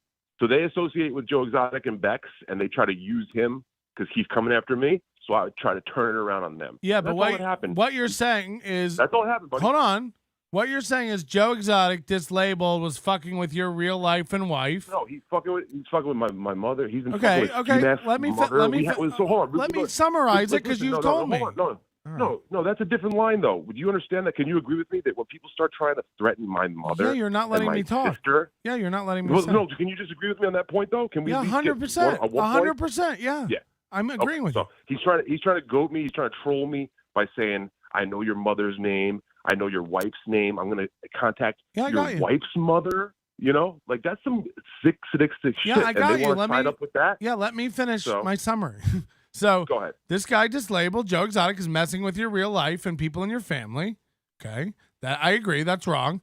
So then this band guy Lucas associates with him and does a podcast talking about you, and then you start retaliating against this guy and threatening his real life. That doesn't make sense. It wasn't just because he associates. It wasn't just a podcast, buddy. I can go back and show you this. Okay, hold on. I'm going by. Hold on, Stevie. Hold on, Stevie. I'm going by what you told me. I said, "How is Lucas fucking with your life?" And he goes, "Hold on." You said he does a. Hold on. Hold on. Let me talk. I asked you what he's done to fuck with you, and your first example was he does a podcast an hour long talking about me. What else? What did he do that made you go, "You're going to have to sit your wife down. I'm going to fuck with your real life"? Sit there and they're posting nonstop on Twitter about me. Okay, just go to his profile and search. That's Stevie what Twitter is. See how that? All right, fine. So if this kid wants to harass me and come after me, that's fine. But again, all I'm saying is that the people that he associates with, because he associates with them, and he's jumping on with Joe Exotic and this other fucking loser that they're friends with, and they want to take it to the next level. And they're fine with that. I'm just saying that this is now all fair and how game. How is Lucas taking it to the next level? What has Lucas done that warranted you threatening his wife? I didn't threaten his wife. I just said it could happen. Is that wrong of me to just be honest with someone? I didn't threaten. Why didn't you tell him that? Why didn't you tell him he could be in a plane crash or get struck by lightning? Because I know how to use my words, and I know what happens to me. And what's happening to me is my family's being threatened. Okay. Yeah, but they're being threatened by Luke. They're being threatened by Lucas's friend Joe Exotic. So why would that happen to Lucas? And hold on, because it's not just him; it's that other lady Bex. Okay, and we know for a fact that someone from their camp took down the BYB channel. Okay, hold on. We got Jim Grindle. We're adding Jim Grindle to the call. Nah, so okay, fine. It was let him go crazy, and if he goes crazy, no, everybody's gonna talk calm. He's known for. Hello. Let's see that. Last time he was on. Nah. Hey, Stevie Lew. Hey, Patrick. So here's the thing. Stevie's lying to you completely. Luke is not friends with Joe Exotic at all. Yes, he did threaten Luke's wife, family, and Damien's channel, claiming Luke and I were his claiming we're your only enemies. Luke did nothing to you. This whole thing is because you and Ski Mask have been trying to attack me. Patrick. Let him talk. All right, now you can go. Patrick, really quick. Hold on, Patrick. Let me stop you really quick. I forgot. So this guy Jim Grindle, he was contacting a company that I work with. Your daddy. And use what's that? Your daddy, So- the one you're obsessed with. But go on. Okay, so he was contacting on Twitter with Joe Exotic, a company that I work for, a film company that I'm working with. They tried to use false accusations to get me in trouble at a job that I work on. Okay, so that's another Who thing did that I that? forgot. Joe Exotic and you, this guy Jim Grindle. I have Me? the actual screenshots that I'll send over to you where they were trying to. Let's definitely see that, mention- because that's another Hold one on, of your let me finish, bullshit lies. Let me finish. Can I finish, please? They are at Just fucking mentioning talk the already, company- you piece of shit. Patrick, can I please Yeah, finish go my ahead. sentence? Yeah. Please put him on mute if he keeps interrupting me, because now he knows he's caught. He and Joe Exotic. Nobody's were interrupting at you, mentioning- cunt. Just talk. He and Joe Exotic were at mentioning the company that I work with, trying to get me in trouble using false accusations. That's another point where they're crossing What were the line. accusations? And you know what they were, buddy, because you guys are the ones. No, that I put don't, the because false it's made claims up. in. Tell me what Exactly. the And then accusations they- were. It's made up. The only thing I ever said about you with trauma is that you're full of shit, and Zach Amico's probably right, because when you and I talked about trauma, where I fucking worked for fucking years, you didn't know a goddamn thing about fucking Lloyd Kaufman or trauma. That's all I ever said about you and trauma, you fucking goblin with no cock. He hung up. Of course, because he's the coward. Sir Luke, Mr. Onion Man, Luke did none of those things, and we have the audio of Stevie Lew threatening him. Everything he just said was a lie. Luke's getting his kids ready for school, but he would send you that's not a lie. that audio. Patrick, Oh, let good, this yeah. guy just take a break, okay? And listen, if he's gonna keep interrupting me like a bit, it's obvious that you guys Never are trying interrupted to you, fucking honey. sandbag me. Never All interrupted right, let him you. talk. I am Let now. Stevie talk. Let Stevie talk. If you guys are gonna keep sandbagging me like this, I'm not gonna. I be ready didn't. to I be haven't able to said play shit. off, Nobody's sandbagging you. So, Don't. I know, but but this little fucking punk keeps talking over me, and he won't admit to the fact that they were trying to Have I get done me in that, trouble. Mr. Melton? I don't know. Look, it sounds like you're all involved in some pretty gay stuff. Leave each other alone in So real life. Listen, my bottom line is that they've been trying to fuck with me professionally and with my family, and those are two lines that you don't cross. And now that that's happened, it's going to start happening to them more, because turnabout is fair play. And if they didn't realize that, they're going to fucking start realizing it more, because it's not me that's going to do it. I've got some fucking sick pit bull fans that have been collecting their information and finding them, much like they've been trying to do to me. So now we're going to start turning the fucking dogs back around on them, because that's how it's going to work. And we don't do this fucking interrupt shit. We don't do this email other shows about people's stuff. We do our show. We do funny stuff.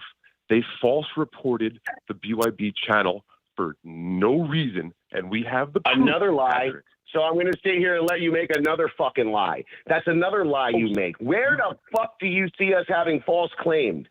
You fucking stupid piece of shit. Bradley Patrick, took you his got the cock email. out on your show. Bradley took his cock out and touched Pat, it, apparently, trying to great, buddy. copy Granny Loves This is Anal. great. I'm sorry, pal. I can't work with this if I can't get my fucking point out. Stevie, So- you've talked more than talking the whole anybody. time. You talk You more than anybody, psychopath. Stevie. Patrick, you have the email that someone sent to you bragging about the claims as to why BYB was taken down, and they were all bullshit, okay? We have the proof. You can ask Bobby Nick, a guy that you actually respect. He can explain to you, because this is the thing, Patrick. Someone from their camp stupidly bragged and sent you an email showing the flags and the reasons why our emails, our shows were taken down. And one of the shows happened to be Ski Mask. So that idiot who was bragging about getting our channel reported put a bunch of BYB shows and Ski Mask. So it's very easy to see who would have false reported our fucking Yeah, but shows why does from everybody? looking at Why that. do multiple people say that about BYB and Ski Mask and stuff?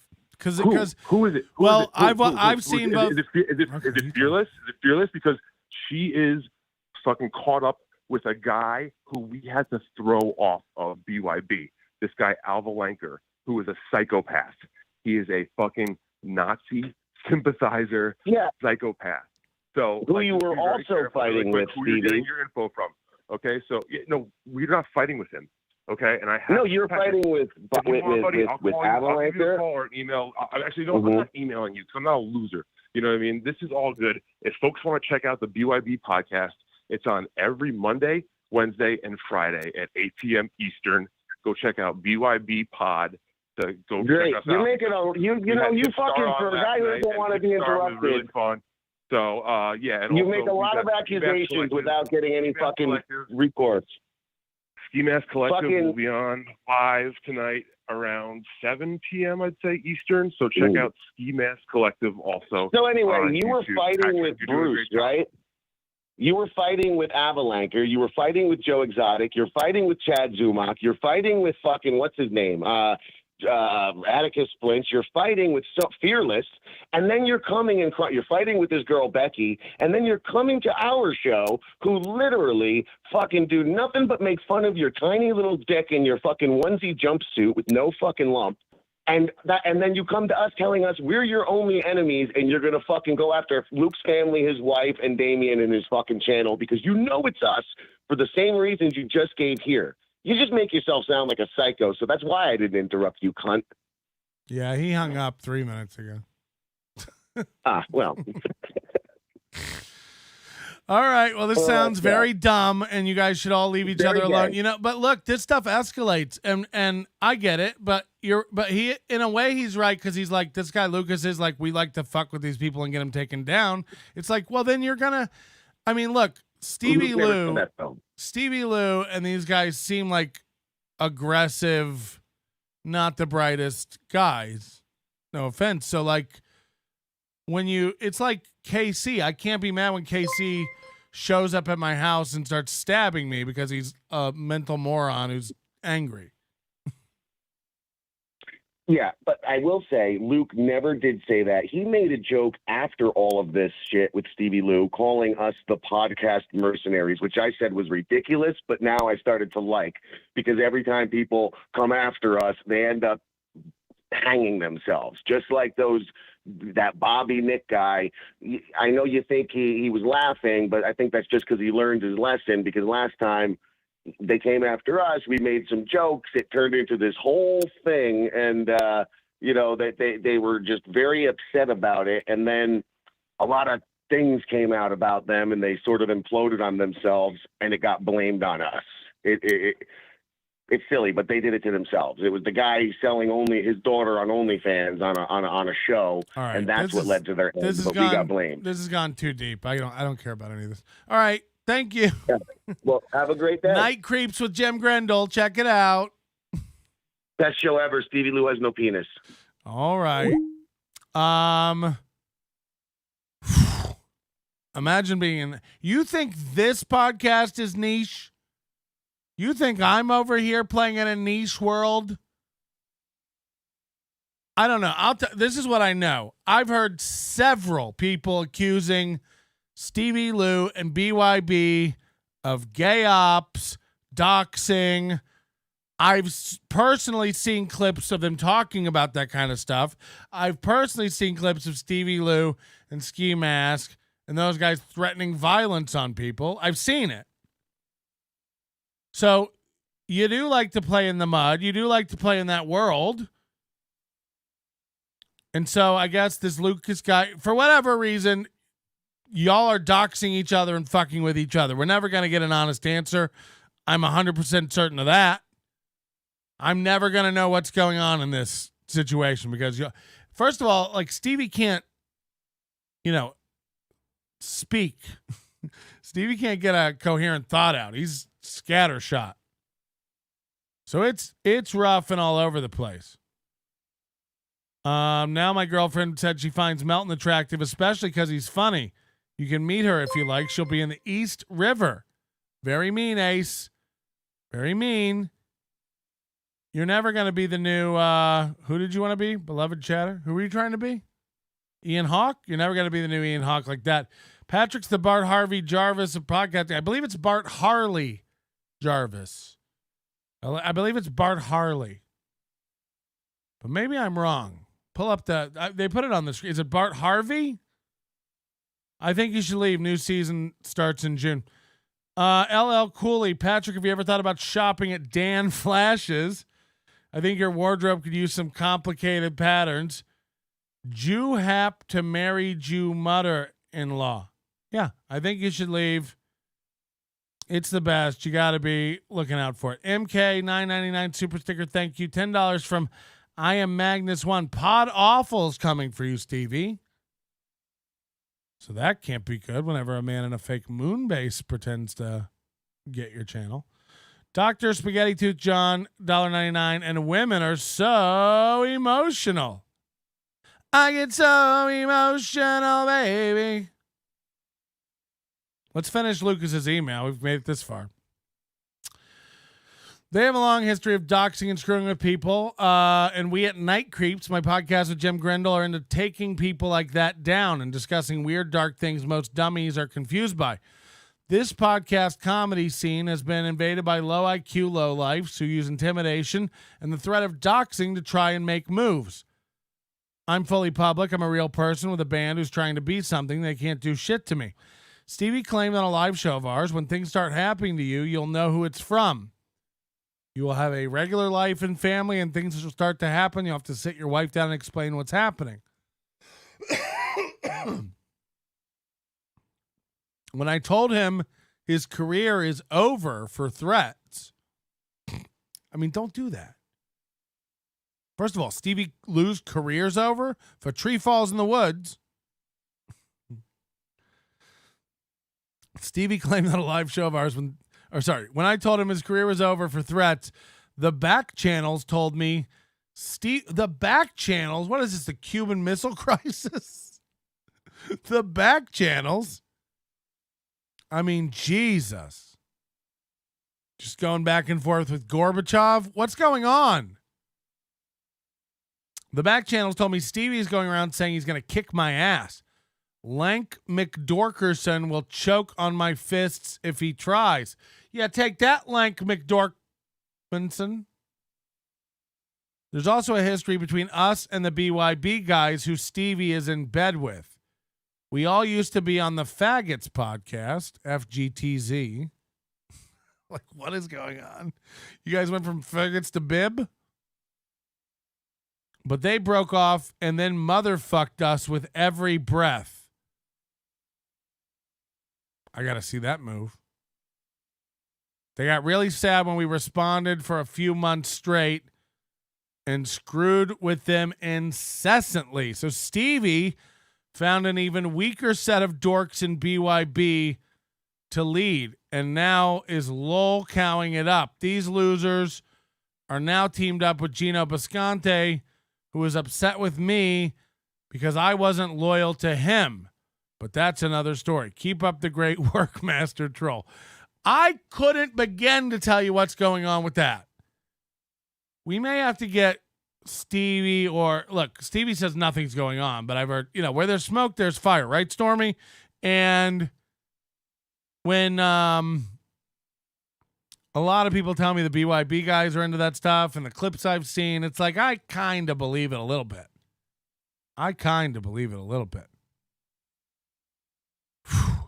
That's a lot. Can every podcaster in this world somehow suffer from narcissistic personality disorder?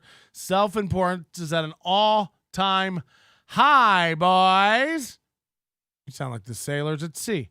Glad you're reading this. Oh, no. Hey, Stevie, why don't you let calmer heads prevail here and not react? Why don't you run back? I know you're already typing in your Discord or your DMs to your boys about what you're going to do to Jim Grenman and Lucas Banman. Why don't you just let it go? Somebody's got to stop this shit. This is like I was trying to do with Chad and MLC. It's like, you all got to knock it off. Well, you're going to have to explain to your wife. Well, you're going to have to explain to your job. Well, when your wife and your family and your daughter's school finds out about it, it's like, what if everybody just stopped and realized this is a podcast? I imagine it's really funny to get somebody's channel struck. We're trying to do it to Steel Toe. So I can't pretend to be above it across the board. But the reason Steel Toe should be kicked off the platform is they don't play by the rules everybody else has to play by. If I get a sponsor, I have to declare the sponsor. They don't do that. They don't follow the rules for general sponsorships. They don't follow the rules for firearm sponsorships. They don't follow the rules for giveaways and contests and sweepstakes. So why, fuck them. And, a smarter podcast would go like, wow, yeah, I'd love to learn how to get that in compliance so that we can. No. They double down on ignorance. So it's going to be funny when it all falls for them. Okay? Dying over here, says Jem Grendel. I'm giving this show a chance, finally, because of Brian Johnson and TESD, by the way. He says, you're great. Brian Johnson, I'll tell you what. It's almost making me come around with E-Rock. It's disgusting. I mean, if Brian, here's why. And I don't have any reason to speculate about Brian Johnson's intelligence. You label yourself a comic book man almost by default. My knee-jerk reaction is dork, idiot, loser. But when I watch Brian Johnson on shows, he has a timbre. He has an emotional intelligence. He speaks with purpose. He thinks about his words, which is more than you can say for this podcaster. I don't know. There's something about him when he speaks. It's almost Penn Jillette-like. I respect it automatically, and I can't even put my finger on why. Brian hates comic books? Oh, okay. I never watched Comic Book Men. I did watch a few episodes of it, but I more know him from his scant appearances in all the movies that we know and love from the View Askew universe. Steel Toes, Daddy's Boys, Stevie Lew, Blue Karen. Okay, that's weird. But I was watching, and this is another ball gargling over to Carl at WATP. I was watching Carl, the producer, got Chrissy Mayer, and E-Rock clowning on a video of Chad. Now, not that I'm all for piling on Chad and stuff, but go ahead, see if I give a fuck. It's your salad bar. But I didn't hate Chrissy on that. And even E-Rock, as unfunny as I don't think he's not a comic. So it's not his job. It's not really fair for me to expect comedy of him. I have not watched Clerks 3 yet. I've had it to watch. I've started it 3 times. I've gotten to the scene where they're playing hockey on the roof in the beginning. And they're playing the Black Parade. I can see the opening in my head to Clerks 3. And you know how you have to be in a mood to watch a movie? I don't know. I get to 6 minutes in and I'm like, not today. I'm not ready for this today. And I almost think I need to watch Clerks 1 and 2 and go into it with momentum. But then I think about my schedule nowadays. I mean, how would I ever watch 3 movies in a row now? Melton trying to get a Compound Media invite, just like Levy. Let it be known, and hold this clip up to me in ridicule if it ever has. No one's over here is trying to get on Compound Media. Okay? Knock it off. Not everybody's trying to get on Compound Media. That place is dead. I'm sorry. I don't have really anything against Cumia or Chrissy Mayer or Gino Biscampi. Scrampy. I don't know any of those guys, but that place is dead. That place is dead. And people are asleep at the wheel over there, particularly E-Rock. But I do like Brian Johnson. I don't know. There's something about him that's calming and knowing, and I just trust him. And I don't know if it's right. I don't know if it's good. I don't know if he's got some sort of control over me. I don't know if we'll ever talk again. I don't know if we need to. You stay over there. No, I like him. He seems like a good guy. E-Rock, there's nothing. E-Rock's done nothing wrong. I've heaped a lot of, I don't know, due scrutiny on him for his jobs. He has fucked up quite a bit. But I don't know if he's a bad guy. He's just a fat kid with an 8-year-old haircut. Okay? But no, I think Brian Johnson's okay. I wonder if Clerks even computes for someone under 25. Did they ever rent a VHS tape? Clerks 4 is just Kevin passing on dead white people while eating lettuce. Anthony was just bitching that he can't get any comics to come on. I mean, he's made a name for himself as a virulent racist. So it's going to be tough. It's going to be a little tough. I mean, this week he was on stream singing "Send Them All Back to Africa," saying, no, it's funny not because it's racist, it's just a great, funny song. And it's like, and I'm not one of these Kumia humor deniers. Humor deniers. Kumi is funny. I just don't know what's going on. I don't know what's going on with him and over there. I'd love to interview him about it. Patrick and Chad have been having a good old-fashioned little boys sword fight. It's also pathetic. You two crazy kids. Hey, Clubfoot Carl, you're dumb as fuck. You're dumb as fuck. You sound like a Chad guy, so go back over there to Chad and believe that shit. Nobody over here gives a fuck about Chad. No one. We don't care. Best of luck, Chad. No one's having a sword fight because we don't talk about Chad over here. Chad's chatting. We don't Chad. Let Chad Chad. Chad gon' Chad. I know I'm a bad guy and I've turned and I kept his money. I'm stealing and I'm a liar and I'm... Oh, did Chad say that? Remind me to not care. If you don't know Kumia for being racist, you know him for being a pedo. Right. I mean, that is the reputation.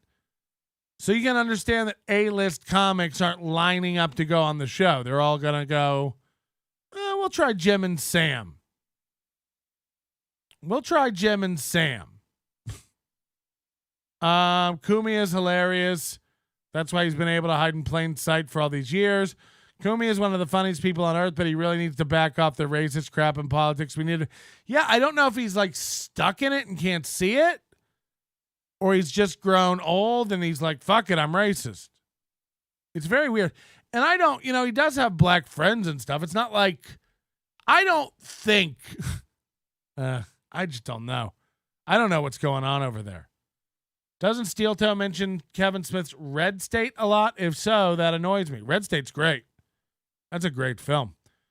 Fuck Anthony and fuck Aaron and April. Those racists need to go isolate themselves from the world.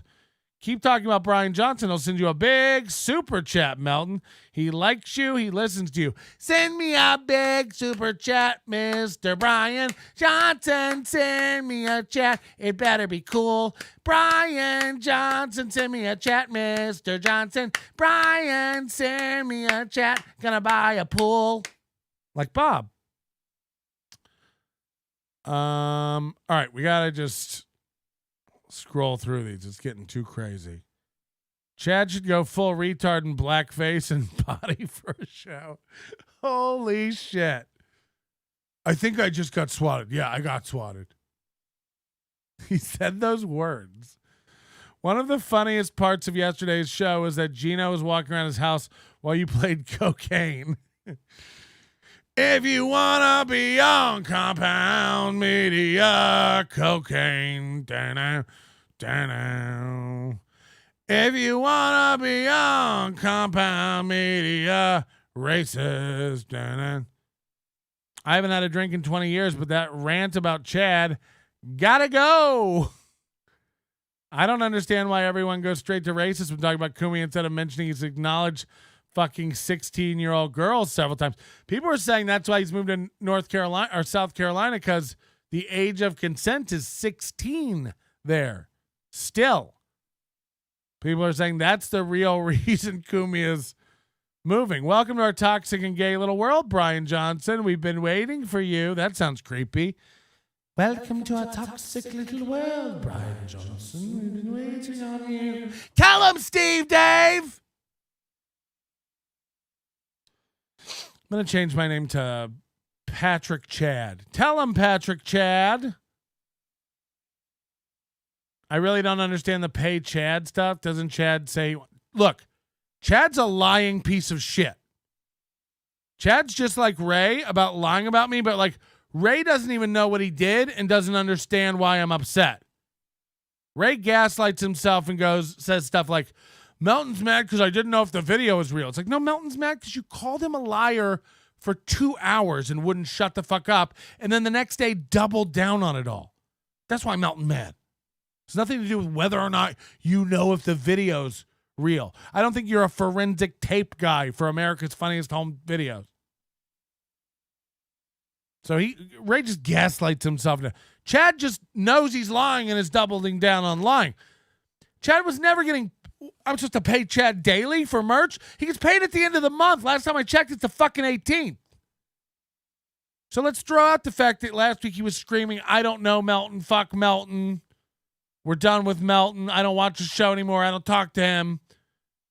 Forget that. I don't want the money, yada, yada, yada. Forget all that, which we knew what that was. That was Chad throwing a little tantrum. And we all knew the minute I only said I was keeping the money and giving it to a charity to troll him because I knew he'd immediately go, he's not paying me my money. Because he's a bitch and a liar. And once you start lying about me, you can fucking die. I don't care. So Chad running around going, Melton won't pay me for my merch is fucking retarded. We don't pay on the 18th. We pay at the end of the month. If you want your money, I will send you a fucking 1099. I need you to fill that out for me, independent contractor. And then I'm going to send you your check. I'm going to file it with the government, so you have to pay taxes on that. Because you know why? I ain't paying them. That's your money. All dollars of it. I won't even say the amount because it's funny. Because it's too funny. Stevie Lew is the kind of guy that comes over and takes silver coins from your couch cushion when you go to the bathroom. He leaves the copper. People think the age of consent laws make it okay to bang children should get cancer. I understand what you're saying, but by the same logic, people who think it's okay to bang a girl just because she turned 18 makes just as much sense. All that's you understand it's all just an arbitrary line. I get it. Older the better. I understand what you're saying. But what you're saying makes just as much sense the other way too. You do have to acknowledge that. And I know that'll get clipped and be like, wow, Melton's a pedophile. Great. Melton, whatever happened to Opie interview? Did you give him $400? Shut up. Catch up. I don't understand that Kitty Pineapple clip. Where did he get that speech impediment? What clip? Melton hates my guts is an exact quote from Ray. Yeah, and Chad. You know, this is the thing they do. Chad is used to yo-yoing people around. He did it to me once. He's not doing it to me again. I'm done. I don't need to be involved with a guy who's that volatile and can't handle himself. Good luck. Good luck. Best of luck going forward. Ray thinks everyone hates his guts. He said it 50 times to KB while Kevin kept saying he doesn't hate him.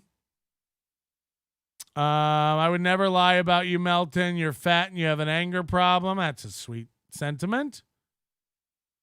Everyone send Chad payment requests. KC sent me. Watch her. Back. Give me a minute. Yeah. I do picture that's how KC would attack me. He would like come up to my door and be like, you son of a bitch. Knocking on my door. Just losing it. Chad was saying his hat is a collector's item again because it'll never be made. Yeah, I mean, that's probably true. It's my design, you know. He doesn't have the file. He doesn't have the files. It's my copyright. Patrick talking about a child fucking again. Name a more iconic duo. Look, these are just facts. You can get mad about it all you want. If you think it's wrong to fuck a girl just because she's 16, it can also be very wrong to fuck a girl when she just turned 18. She's not mature enough either. What I'm saying is the law making it legal has very little to do with whether or not a woman's ready to be sexually active. Said it before, say it again, stand by it. There's plenty of women under 18 who are ready to have sex, and there's plenty of women older than 18 who ain't ready to have sex. That just is. Get over it. It's not even controversial, stupid. Do you think your 18th birthday is a magic day where your flower becomes ready to be taken? Like, it makes no sense. Makes no sense. So, get over it. You're all nuts. Of all the emotional outbursts so far today, how many were ladies? I think a big, solid 0. 0. So ready for the KC segment. Yeah, that's coming up in the 7 o'clock hour. We do have something fun we can do. We do have some fun to get to today. Let's hit a AI chat. There are no more barriers to cross. All I have in common with the uncontrollable and the insane, the vicious and the evil, all the mayhem I have caused and my utter indifference toward it, I have now surpassed. Makes a lot of sense. My pain is constant and sharp. Hey, when's Corey swinging back? Like I'm the only person that controls me swinging back, so I'm going to be swinging back. So a lot of people know this. We have a service where we mail things out to you. It's called our store. You can head over there now, pick up some merch. The new all white and all black hats. Black on black, white on white. NobodyLikesOnions.com/store. I'm wearing the black on black right now in the Flex Fit variety. We also have them in snapback, both shirts. I do not hope for a better world for anyone. In fact, I want my pain to be inflicted on others. I want no one to escape. But even after admitting this, there is no catharsis. My punishment continues to elude me, and I gain no deeper knowledge of me. Melton's getting a documentary. Melton, the occult is coming after you for this. It's fine. It's fine. I'm pretty based. Sorry. Facts are fact. Chad feels betrayed when he sees fans donating to other shows. All the super chats are for Chad. That is true. We called that out early. I mean, remember when he blocked Lil Mir for giving too much to Kevin, and the next week he was screaming across the lunch cafeteria at school for Lil Mir, Lil Mir. So good. I think Lil Mir is nice. I think Lil Mir is probably nice. And by the way, I think there's 3 different nices running around right now. Chad's Mudshark hat's way too small for his head. Please tell him you sent him a small hat on purpose. No, it's a snapback. It should fit any head. On my 18th birthday at 4:44 a.m., I was instantly able to blow loads for the first time in my life, and I grew ball hair and a beard by 6 a.m. Yeah, that's exactly right. I really think Kumi has done some dark shit, though, like really dark, worse than any of the normal shit he's accused of. I genuinely think he's... Look, you may be... I'm not saying you're wrong. I'm not saying he doesn't fuck underage kids. I'm not saying he's not a pedo. I don't know. Eko azarak, eko zomelak bagabila chabachabe, lamak kahi achababe, karelios lamak pachalias, kabahad gisa balios, bariolos lagos atacabiolas, smnaha kadafamolas huraya. This is my incantation. What the fuck? How do you even type that? Are you looking that up in some sort of Catholic book? Thank you for subscribing. Thank you for subscribing. I'm not a snowboarder. Thank you for subscribing. All women are children. You're all pedos. What I find weird is when the law is written, how can you date and sleep with a 17-year-old, but you can't take a nude picture? You can be charged with CP. Yeah, I mean, look. We're doing our best as a society. I understand you got to have lines. That is what it is. You got to deal with it. We're in a society. Deal with it. Just tune back in. You're already talking about Chad blackmailing Cardiff. I forgot about this one. It's just sad. I was talking to Potato yesterday. Godspeed. Chad's got your info. These are guys, though, it seems, Chad, Gino, Kevin, if these guys have your number, they'll use it against you. By the way, Chad, give out my fucking number. I don't care. I don't care about any of it. You think everybody can't get my address and my phone number? It just is. What is. If Wayne's retarded brother can get it, anyone can get it. Anyone can get it. So I'm over that stuff. I'm not worried about you getting my address. I got a gun. So yeah, you just gotta, it's so insane. But I did hear someone talking about it yesterday, and I guess I have a bit of a nuanced view of it. It's like, should people be allowed to be anonymous on the internet? Yes. I guess. Yes. Do I put stock into anonymous people? I don't even, like, when I see like Pod Awful in the chat or Kevin Brennan in the chat or something, it's like, I don't even think you're the real one. Pod Awful's on our Discord. I don't know if that's the real Pod. I'm going to treat it like you are and you aren't. I don't know. Now, as much as he advertises Pod Awful, I'm sure it is the real one. Be like a fake Melton just constantly wearing NLO hats. It's like, well, it's probably him. So, you gotta just take everything with a grain of salt on the goddamn internet. But you have these corns and potatoes, and when you're doing as many live stream appearances as you're doing as these people, when you're constantly hold on, what did somebody just say? I'd like to say from 5 minutes of watching NLO, I could tell I didn't need to use star 67 to call in like I do with Gino or any of his people. Yeah. I mean, I don't care about your phone number. But when you do appearances on a million podcasts, when you decide to make yourself an Instagram a Snapchat filter of corn or potato or whatever it is, eventually your info is going to get out, either through somebody catching something like the corn the other day. Chad got that, and that was just an accident, popped up on screen. And now the potato, who may or may not have something to really lose if he gets doxxed. This potato, if the rumors are true, who knows? And people go like, oh, you shouldn't do that. They have the right to be anonymous. And I see both sides of it. And on the one case, it's like everybody's allowed to be anonymous and go on Reddit or whatever and give your opinion anonymously and shit post and troll. Everyone can do that.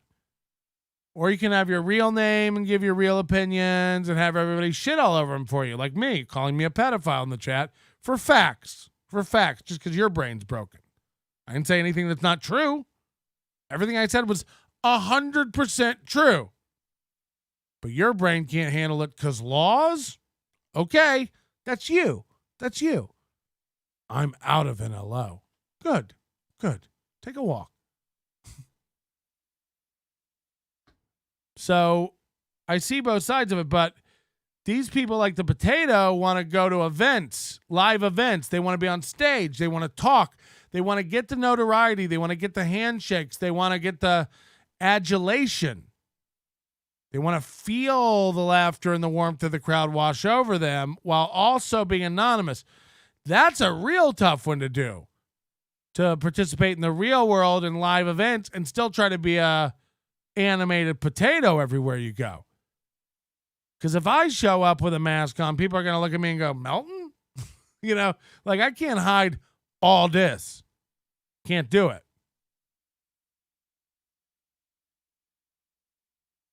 So I think it's when you want to have an elevated privilege of voice, you're at risk.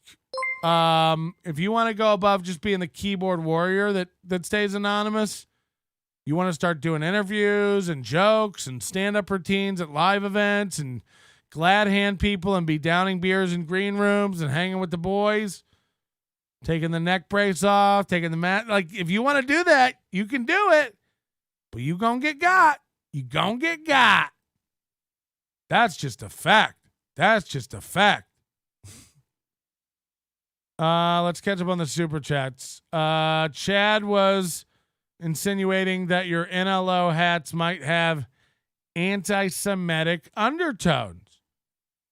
Yeah, but you gotta look real close to see it. Don't pretend like it's obvious. We don't make it obvious. But either way, be a judge for yourself. Pick up a hat in our store, nobodylikesonions.com/store. Grab a hat today. Look, we've got ways to send you merch when you give us your address, and I'd be remiss if I didn't reciprocate and offer that to you. That's why at Nobody Likes Onions, we have a P.O. box, and we'd love you to send things to our P.O. box right here in Las Vegas, Nevada. Now, I drive over there, pick up things from the P.O. box every week, try to once a week. This is a P.O. box, but the post office is always coming up with new services, so feel free to FedEx something here, UPS something here to this address. You can FedEx, UPS, or U.S. mail to this address and get weird. I don't give a shit. Send me a puppy. I will ask you this, Ian Hawk, if you send me a brisket, if you send me something that's going to spoil or expire, shoot me an email and tell me it's on the way. If you can give me a tracking number, even better, so I don't go down and grab another boar's head out of the box, dripping blood out of a cardboard container that wasn't sealed up appropriately, okay? But I'd love you to get weird. Send anything you want. Nobody Likes Onions, 4948 Mountain Vista Street, number 13932, Las Vegas, Nevada, 89121. Send it in. We're going to do at least once a week. We're going to start opening up the insane shit people send me to this P.O. box. Okay? And today we're going to start with one of the weirdest fucking packages I've ever received in my life. Here. Now, this got mailed to me in March 3rd.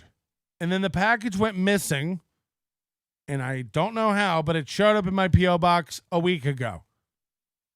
And then I left it for another week, and then I opened it. Inside, immediately when I opened this, was a McMuffin. I shit you not, a real McDonald's McMuffin in a Ziploc bag. I immediately threw that away. I love this new segment. If I send you elf ears, will you wear them, Melton? I don't know. You got to find out. That's the point.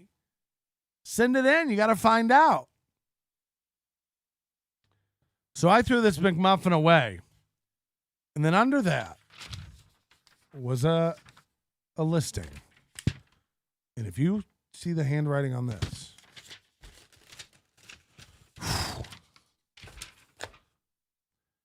Mystery box for NLO 2023 itemized list. There are 50 items on this list, and they are all in the box.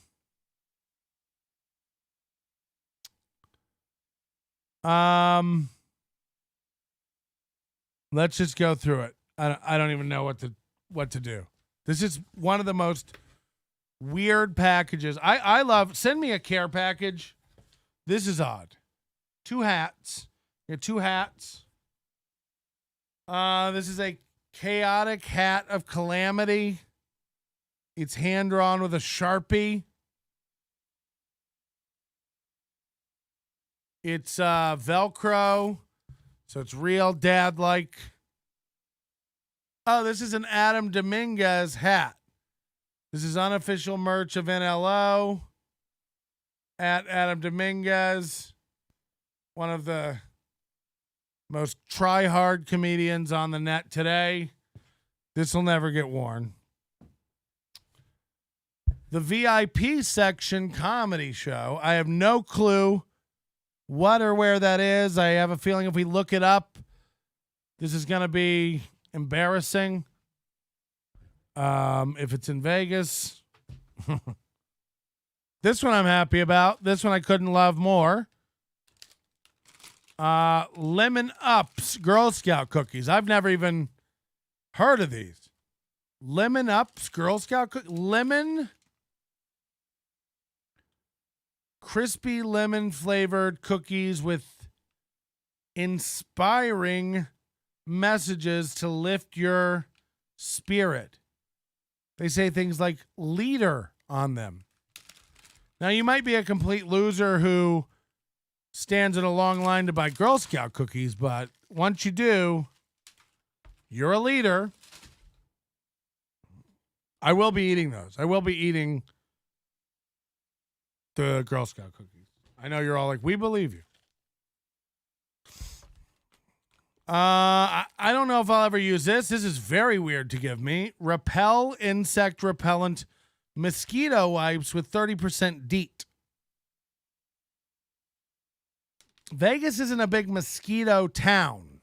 We don't have a lot of bodies of water for mosquitoes to breed in. But I'll keep them on hand next to my citronella candles in the garage. Stuff's falling all over the place. Teenage Mutant Ninja Turtles. Nickelodeon pins. How old am I? How old am I? So we got KC and Raphael, looks like. These are from Loot Crate, which is a suckers scheme for losers who game. So these will be going in the trash. Here's a, oh wow.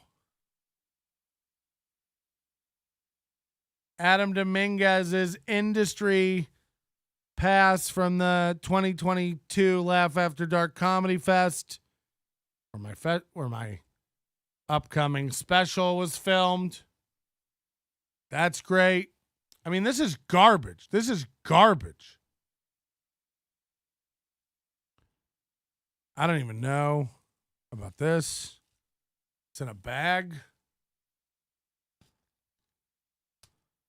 I mean, there's 50 things in this box.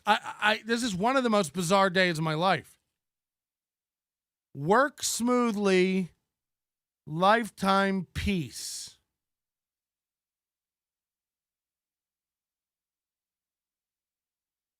Don't look at my nails. I bite them ferociously. So that's whatever that is. And then inside are two chips. One says that. TUIT, to it. And on the back is a lot of writing that's too small for me to read. Could somebody make David Attenborough type all that out or something? How do you even...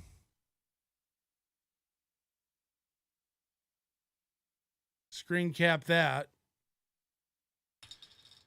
And a $1 South Point poker chip. Casino chip. I mean, this is just a bag of someone's garbage. Those are scam cards. What's a scam card? I don't like this. People are getting very uncomfortable with the unboxing.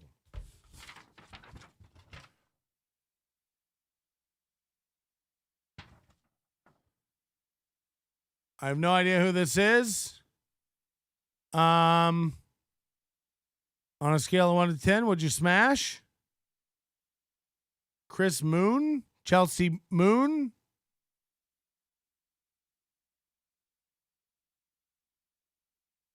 A hoodie? Holy shit. This is a kitty pineapple You guys know Kitty Pineapple?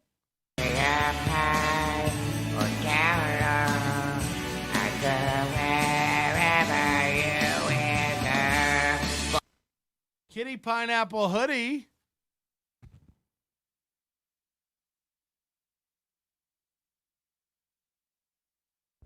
So that's oh, that stinks. God, is that what she smells like? This is an extra large. So if I ever lose 100 pounds, maybe, we are losing viewers on this segment. I don't give a shit. Send in better stuff if you want a better P.O. Box segment. A Joker picture. I mean, imagine including this stuff to a man who cares not. This is a wild one. Just a package of 3 used earbuds. Just 3 sets of used earbuds wrapped up with tangles. Just used. Oh, they didn't go out of their way to get that hoodie. This package is from Leah, who was Kitty Pineapple's former manager. She tried to convince me that Kitty was going to blow up. She tried to convince me that Kitty actually was recognized nationwide and could headline any room and sell it out worldwide. And I told her, no, you're mistaken. No one knows who that bitch is. And who knew? 4 months later, Kitty Pineapple isn't represented by her anymore, and Kitty Pineapple's looking to give you workout advice over Zoom for $50 a pop. He's a loser. David Lee, Kitty Pineapple is a loser who can't figure anything out. What do you think this is? I can't even begin to imagine. What do we think this is? Imagine putting all this together to mail a man. Just cleaning out the garbage in your house. Soap. It's soap. So just fat and glycerin. Putting that in the crock pot for later. Imagine me bathing with that. Imagine me rubbing that over my body for fun. Strawberry Pop Rocks.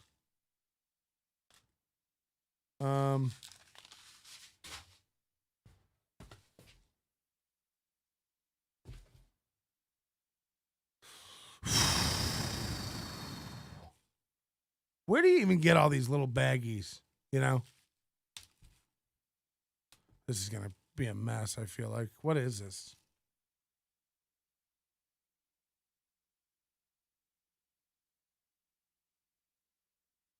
Oh, these are fake rose petals from local comic A Miracle's performance. This might be worth something. Is this Otto from The Simpsons? Who is this?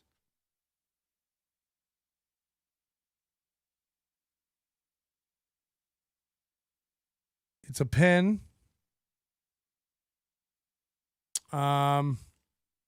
I don't know what the fuck that has to do with anything. Here's an Alex Ansel sticker. In case you needed something to throw away later. Here's a Skippy Sprinkles stand-up comedian business card. I hope we're not doxing him. Please book Skippy Sprinkles. If you want a traumatic brain injury comic, here's some Adam Dominguez stickers, a Kitty Pineapple sticker, and a Fuck Me sticker. This is like garbage for pores. If you have this stuff around your house, you know, garbage for pores. Jelly Belly Mickey Mouse edition.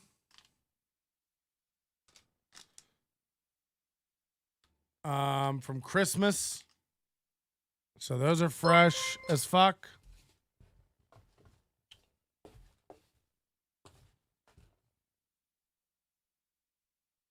This might interest some of the collectors in the crowd. Boy, we've lost 70 people since I started doing this bit. This looks like real Garbage Pail Kids cards. These look like real, genuine Garbage Pail Kids cards in protective cases. Star Wars, Scrota, Star Wars. Are these worth anything?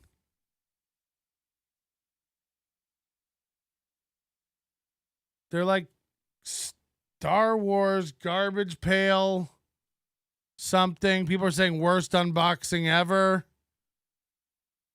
Yeah, I don't know. I thought these were garbage pails, but I don't know what these are.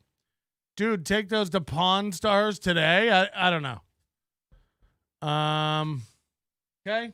And the last thing in here, aside from the McMuffin, which I threw away, is a jar of Carla's homemade salsa. If you don't know about Carla's homemade salsa, you're going to want to go to carlasHomemadeSalsa.com. KARLAS HomemadeSalsa.com. You're going to like where it takes you. This is Butch Bradley's girlfriend, wife, fiance makes this salsa. And he sells it after his shows, his comedy shows. It says refrigerate upon receiving. That's not a good sign. Because this took 2 months to get to me, it shall never be opened. I wouldn't take a chance with your asshole. You know what I mean? This is made in Butch's house with his shitty dogs. He's gross. You've seen pictures of his house. It looks like a fucking quinceañera exploded. And his stupid girlfriend's just over a stove stirring with a wooden spoon a giant pot of her shitty salsa. Assemble all these pieces. You got a game of mousetrap. I mean, it's garbage. This is garbage. And this salsa, by the way, it's too salty. It's not good salsa. Go get yourself some paste picante or whatever. New York City. Remember that? So that's the P.O. Box segment. I found that whole box to be disturbing. It shook my core to the core. Oh, the BS show started. That explains it too. Because that was 20 minutes ago. Do a stream shooting at all this stuff like your Kid Rock. Ray would have changed his hat and put the sweater on. McMuffin secured in his pocket. 2 McMuffins if it was Ray. Let's be honest. Two fucking McMuffins if it was Ray. That's just a fact. That's just a fact. We'd love you to have send in your stuff to the P.O. Box. No matter how weird, no matter how wild.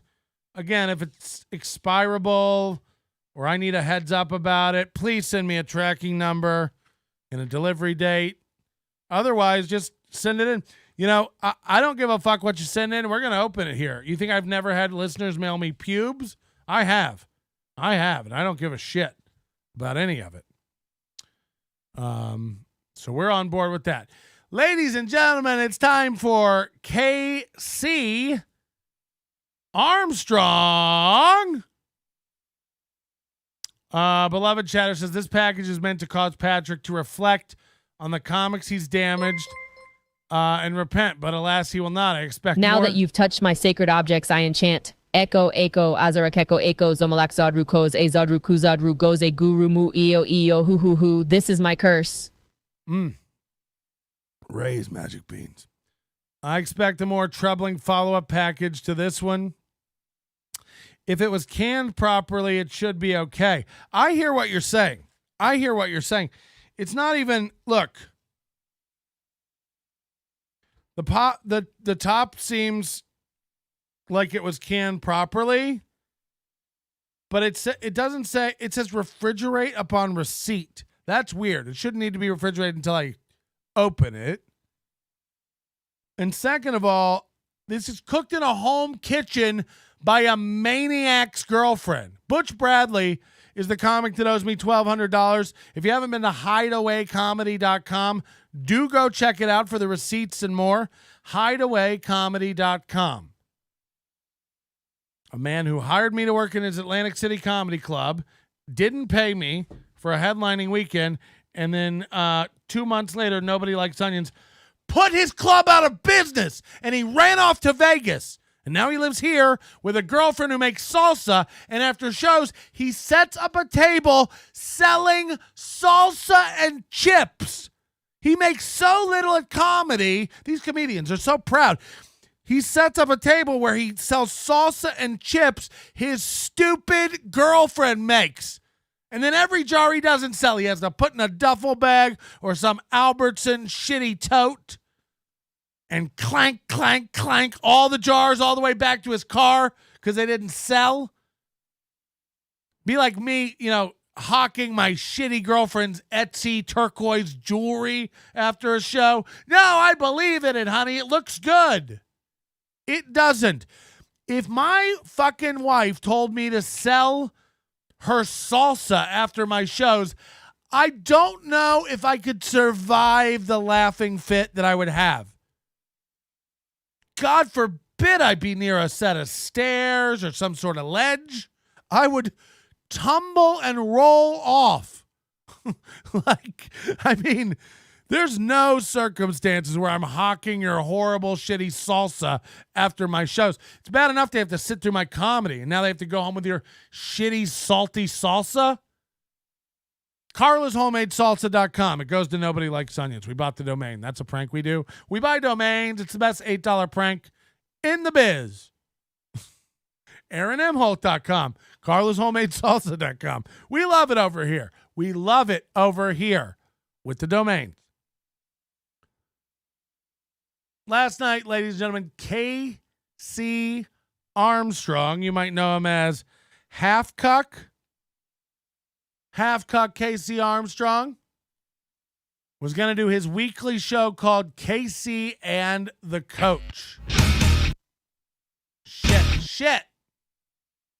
K.C. and the Coach. Now, the Coach, from what I understand, is like one of his old wrestling coaches from high school or something.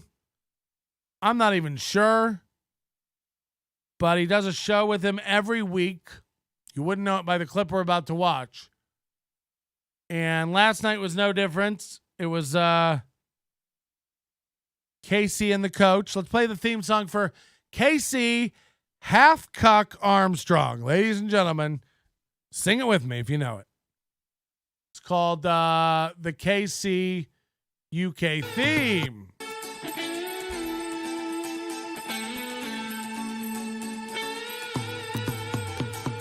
Baby, if you've ever wanted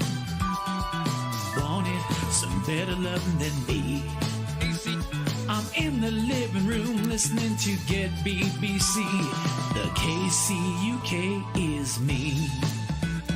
Got tired of packing and pounding by you. Asked him out and all that pig and play. Maybe you and me and him were meant to be. Just maybe think of me once in the pile. The KCUK is me. KC, half a cuck. Get it? Because the letters. Armstrong. Going big, going live. Last night, let's go check out the show from his stream last night. What? Uh-oh. No, this is the one we did yesterday. Where's his show from last night? He did KC and the Coach last night. Is it? Oh, he took it down within minutes of it broadcasting. He took it down within minutes of broadcasting it. So we can't really. Oh, we got it. I forgot. We got it. He took this down last night. He was very embarrassed. But the onions that be deemed it so important that we grabbed this show literally 30 seconds. I was watching it and it disappeared. And we attained it. I got to give a shout out to Clayton Coleman for grabbing this, along with several other people who mailed it to me. Be on the lookout. This guy will be deleting from now on. We know that. He cannot do a good show.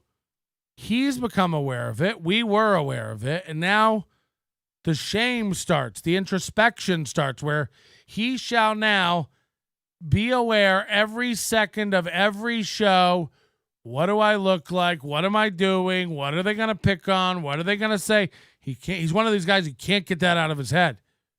I long ago figured out that everybody's probably zooming in on me and making fun of me right now. Great. Can't do anything about it. You let it go. You have a little bit of intelligence. You go, yeah, it's the internet. People are going to internet. It's great. What are you going to do? Casey Armstrong's new to notoriety. He's used to running around and everybody thinking he was the hot guy on Stern. He's a dumb as fuck, thick milkshake-minded nobody. He's not a comedian. He's not a celebrity. He shouldn't be in front of a microphone. Ray DeVito looks gifted next to this motherfucker. I imagine he lives in the Northeast. That's the only way they should have brought him out to this gig. I mean, this is a garbage fire. Casey knew what was coming, brother. Casey and Stevie have a lot in common, not looks, although Casey is catching up to Stevie quickly. Got my steel toe shirt today, bitch. Sharon still won't say nothing. Imagine me knowing what that means. So, ladies and gentlemen, we got the show from last night. Casey and the coach. How bad could this be? Let's find out. Wrong button. A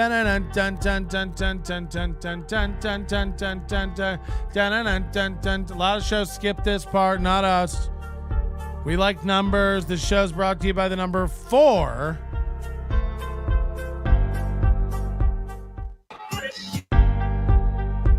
Don't adjust your set to just restart it. Hey, a lot of these shows use this countdown. What is this? Is this part of a software package or some service that does this? Because a lot of shows have the same exact countdown. Like the YouTube countdown when you do a premiere is built in. What is this? What software does this?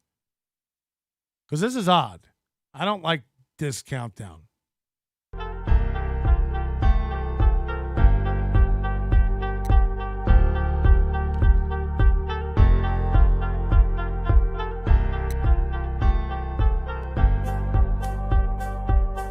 Chad uses the same song. Yeah, it must be Stream Elements or StreamYard or something.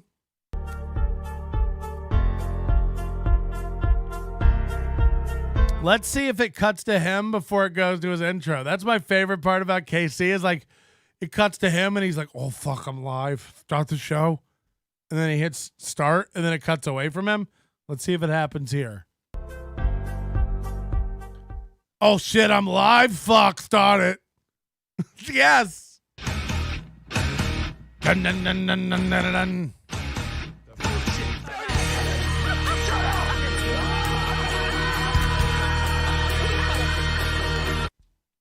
Oh, God. So all Howard clips. Just like Ray, just like Chad, living in the past.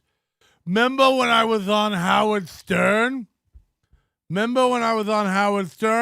had a lot of friends in high school. I used to have a condo. I used to be on the radio. I worked clubs in New York City. Now what? KC, now what? You sit behind a desk and can't use a phone because you're a mobile? Now what? I'll give you a 9. He can't be with me.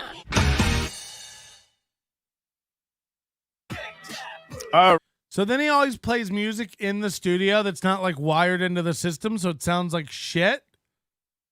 He tries to play it like a music bed, like he's coming back from a break, you know, like a radio guy. Like he's seen radio guys do that. So he thinks that's like how you do a radio show. He's like, yeah, you talk over like a music bed, and then people, you know, then people know that you're a radio guy because you're talking over a music bed. That's how they know. That's how they know. So you might do something like this, coming back from a break.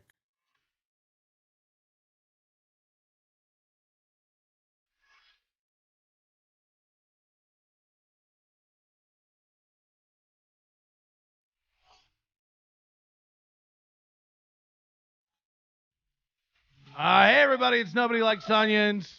Welcome back to the program. You're listening to the Nobody Likes Onions radio show, 323-425-8990. Go ahead and call in. We'd love to hear from you today. Taking requests over on the request lines right here in Las Vegas. 82 degrees this morning, coming at you fast, hot and heavy over here on the ones and twos. You're listening to Patrick, the Z-Man Melton. You know what I mean? That's what radio guys do. You come in over a bed. It's piped in. It sounds professional. It's got energy. That's what a radio guy would do. He has a boombox over in the corner of a room or something like that, and is playing sound in the room, and then it's going into his microphone, and he's talking over it like that's somehow built into his system. It's not this. It's not. We're back, everybody. We got Jim Norton in studio. It's going to be great. It's not that. It's not that. It's somewhere over here. There's audio playing. It's muffled and shitty. But he's doing it because that's what you do, but it's not what you do because it sounds like shit and it's not part of his system. He doesn't know how to do that. So he has to pipe in this music through his talkie-talk mic, and it's not great. He can't be with me. Like, you see how good that music sounded? It's piped in correctly. Now watch this. All right, everybody. Everyone calm down. So you hear in the back, it just sounds like there's a block party going on during his podcast. No, that's intentional. We're waiting for my guest. We're always waiting for the guest. It's like, hey, Casey, maybe fucking line up you're using StreamYard. It couldn't be easier, you fucking phony fuck. Figure it out. Have your guest ready to go before you go live. My guest tonight is the one and only. Hey, Citizen M, we don't give a fuck. You got to let go. Not everyone is as spurgy and single-minded as you. Steel Toe's over here discussing the new approach for prize night, and you're caught up with this guy. I couldn't give a shit. When Steel Toe does their new prize night thing, we'll talk about it. Or tomorrow, we'll have a clip to go over and talk about. We don't sit here and watch Steel Toe all day. We can't. We can't. All they do is lie. We're moving on, Citizen M. There are people who can't let go of Steel Toe, including Soft Weekly, like the guy who runs I get along with that guy. I think he's funny and does good stuff. But it's like, you guys are so fixated on Steel Toe. We're moving on. Enjoy Steel Toe. We don't care. Like, what? We've exposed everything Steel Toe does. They're fucking idiots. They're idiots who lie constantly. We're over it. We're over it. You're the one splurging out over somebody that doesn't matter. You want me to go to Steel Toe like they matter? You're fucked. Hey, everybody, when you don't like it, go somewhere else. Like, it doesn't. Come back in 30. We'll be doing something else. You know? That's fake Citizen M. They're all fake Citizen M's. You don't think I think they're real? But it is like 4 guys, including Guru One, Fatty Mel. You know, it's all the fucking like most obsessive, spurgy guys. Even if you're imitating one of them, you're nailing it because that is what they do. They're very single-focused kind of guys. And we don't, you know, we're doing Casey Armstrong. If you don't see the beauty in this, get out of town. Get out of town. This guy is going to be gold for days, if not weeks, if not years. Everyone's telling me you don't want to fuck with this guy. He's serious. He ain't. I'm calling it out. He ain't. He ain't. And to everybody else who's like, I think you're missing the mark with this one. I've been missing the mark with him for 20 years. Why don't you sit back? If you think your picker's better, you know my email address. Go ahead and send me in your lolcow. I have a fucking divining rod for these dopes. I pick up on micro expressions. I see insecurity like a blindingly bright pink blanket being carried across a parking lot, spied from a balcony by a Spider-Man masked man wearing a potato. Don't worry about you don't think this is the right. I don't know if this is a guy. He's a guy. He's a guy. He is one. He is one. Casey's objectively more famous than Steel Toe. I mean, what a world we live in. What a world where the dynamics are changing. Ray DeVito does better numbers than Chad Zumach now. Who thought this would ever occur? When I said Ray's the new Chad Zumach, I wasn't kidding. It's happening. Chad Zumach will get 400 viewers when he does MLC Mud Shark stuff. But Chad Zumach gets 100 viewers when he does Mondays with Mazers or Tuesdays with Tim Toms or whoever it is. Chad struggles 100, 150 viewers when he's doing his own podcast. Ray, more than that, every time he goes live now. I don't know what Ray's done. I don't know if he, Chad will be like buying viewers. I don't know. There's Chad gets hate viewers when he does MLC stuff. They don't show up when he does Mondays with Mazer. Nobody cares about Mazer. Nobody wants to watch Mondays with Mazer. Nobody. He just started podcasting. What do you expect? I mean, that's not fair. If you started attacking him, I guarantee you would go like, I was on Howard Stern forever.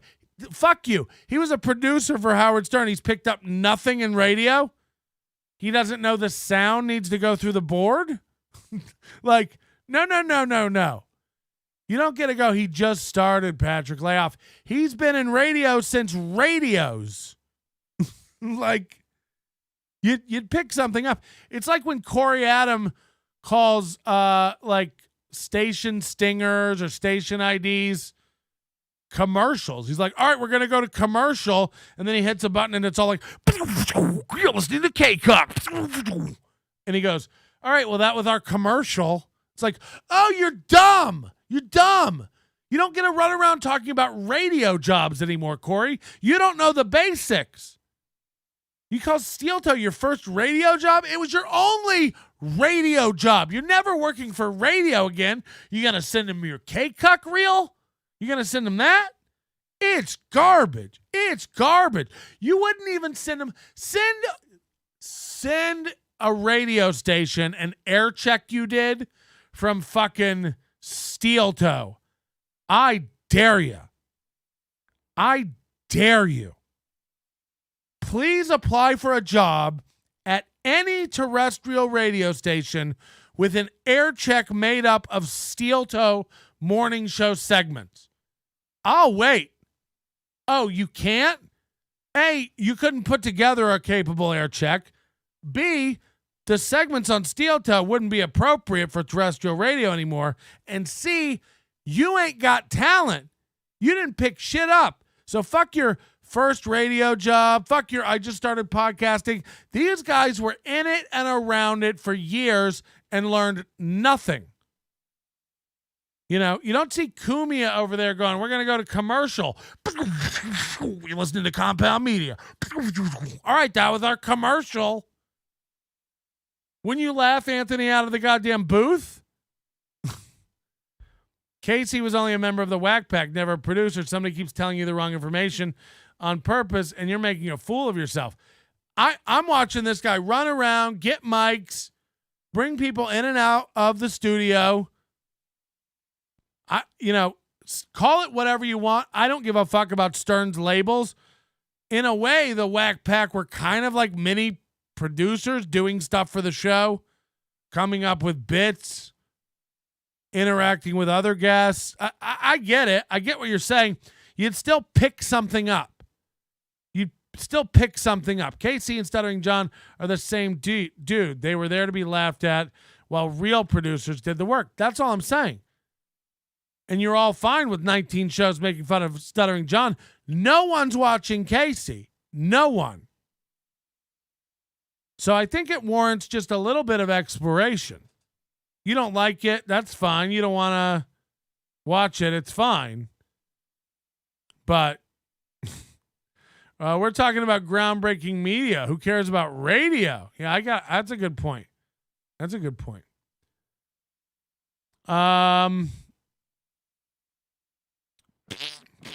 Wow, way to twist things around without admitting you are wrong. Coping much? Who, me? I don't know. You got to try better to troll me than that. Who knows what you're even talking about? You can't bait me if you don't fucking give a legit complaint. What am I coping about? It's like, we like Casey Armstrong. We're here to make fun of Casey Armstrong. Way to cope. Yep. Guess so. Back to it. Coach Darian Sneed. Oh, I got a whole bunch of people here. I'm loving that you're here. Coach is supposed to be. I got a whole bunch of people here. I'm loving that you're here. I'm not shitting you. 7 people watch this show. 7 people watch this show. When we pulled it down, it had 100 views total. This show right now has 1,270. The show you're watching, this Melton in the Morning, May 18th. We're at 1,270 now. Hit. So this thing guys do where it's like we got so many people watching. It's like, do you think we can't see the numbers? Do you think you're the only one with access to that? Here. Listen to the musical stylings of the Crypt Keepers while I make sure. I'm supposed to have Casey and the coach back there, but yeah, maybe I need to do that. I mean, what's going on? So the show started, and he's just mumbling and saying, listen to some music. We can't really listen to the music because it's playing across the room and not really being picked up by anything. Beloved Chatter says, I admit to watching KC before this. Well, then we appreciate your insight. I saw your comment last night on the video. So we appreciate your insight on this. You're one of the 10 people watching his shows live. So we'd love to know more. Casey was actually a segment producer on Stern. He was connected to a lot of local New York City comics, mostly through Levy. He brought Bob and a lot of other comics on the show. He was also the butt of jokes. Does that guy sound uninformed? Or do you now? Does Beloved Chatter sound uninformed over here? Or is that you? So he was a segment producer, right? He was running around, helping talent, overseeing segments, putting things together. He was also just, tearing guys apart. Torn apart by Howard and all the other guys. Can't it be both? Can't it be both? course it can. You're broken. Here we go. Nothing. He says nothing in there. Guys, you're going to have to wait 1 sec. Sorry. So he's already back to his acid reflux burps and stuff. No guest. We're minutes in.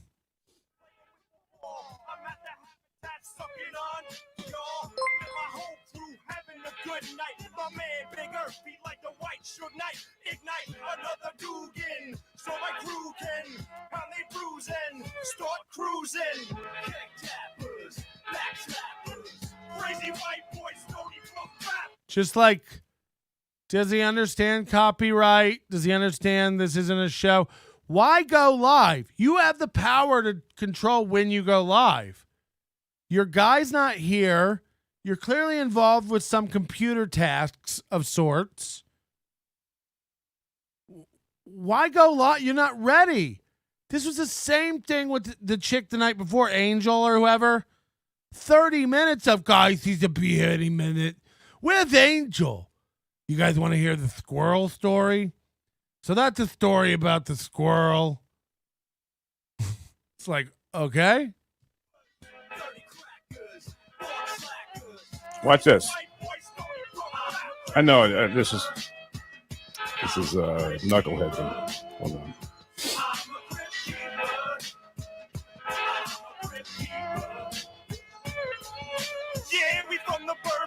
I thought that arm didn't work, and now he's using that phone exclusively to operate his phone. Yesterday, he had to reach over his microphone to type things on his phone, which was laying over here. He had a phone laying over here, and he had to reach over his mic to operate it because his left arm doesn't work well.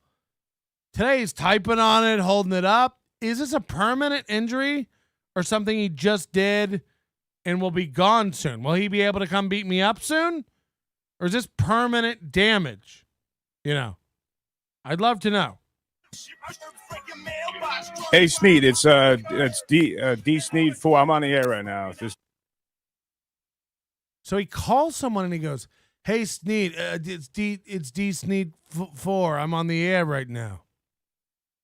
Hey, Sneed, it's D Sneed 4. I'm on the air right now. What?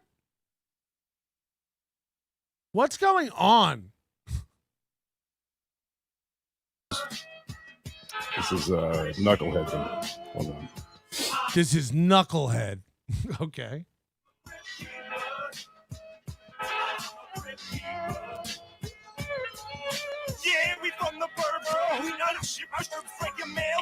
Hey, Sneed, it's D Sneed 4. I'm on the air right now. This is very unprofessional on my end, but D Sneed 469 or something. All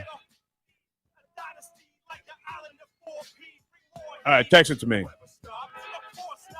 Guys, I'm sorry. Hold on, what was that? Is he telling them to ban somebody in the chat or something? That's got to be like a username, right? I'll be spanking it to that Chrissy Mayer clip later. Thanks. You're welcome. Hi, Patrick. Ace's girlfriend here, not in the East River. I will hopefully be at Onion Con with a room at the Venetian and a cuck chair in the corner of the room for him to sit in and watch us go at it. Whoa. A cuck chair? Any chair I'm sitting in is a cuck chair. You don't have to have a special chair for that. Anybody can just be a cuck whenever they want. Why is his chair shaking so much? Chill, dude. Yeah, we're missing a lot. We got to get on his face because his facial expressions when he does his little burps and stuff, it's good.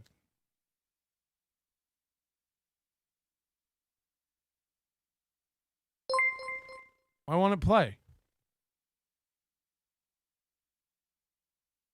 The Armstrong is an ironic creature.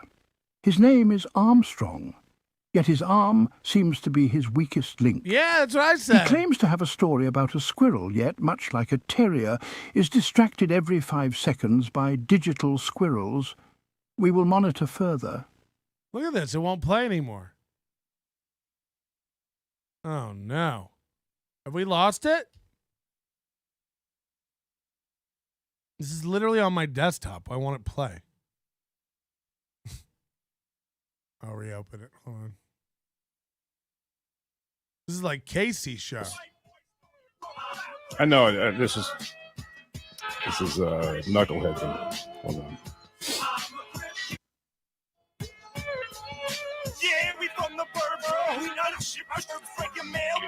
Hey Sneed, it's D Sneed 4. I'm on the air right now. Hey Sneed, it's D Sneed 4. I'm on the air right now. What a weird sentence. This is very unprofessional on my end, but D Sneed 469 or something. That was the whole call. Hey Sneed, it's D Sneed 664. I'm on the air right now. This is very unprofessional of me. It's D Sneed 64. And then he puts the phone down. Anyone have any idea what that was? What this is? What was that?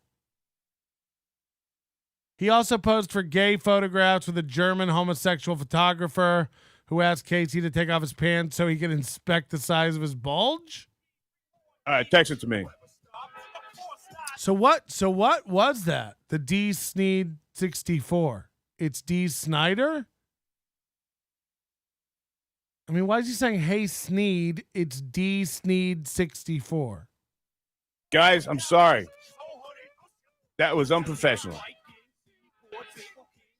But what do you expect from me? Let's talk about the squirrel for a little bit. I think last time I had to get in. So let's just go halfway into the squirrel story. And hold on. I haven't watched this yet, so I am going over it very meticulously, but are you telling me yesterday he didn't get his guest on, so he played a squirrel story, and today that's his fallback as well? He's really going. People are saying it's a password. Casey and Tommy, the Allen, are having a combo that would be amazing. Probably a password. I can't believe he's like, every time he doesn't have his guest and he's flustered, he's like, you guys want to hear the squirrel story? It's like, what? It's Darian Sneed. You guys all think it's something else. I'll get Coach up and then everyone will be happy, all right? You guys want to hear the squirrel story? Then we'll get Coach on and everybody will be happy. Everybody's like, more squirrel talk? Yeah, I mean, this is wild. Remember, he didn't finish the story yesterday. He cut off the story. There was just audio playing of him telling a boring squirrel story to retell it in real time. And now today, again, he's like, I don't know, you guys want the squirrel story? It's like, no. We thought it was Dark Days with Doc or whatever. This is Knucklehead thing. Captain and the coach.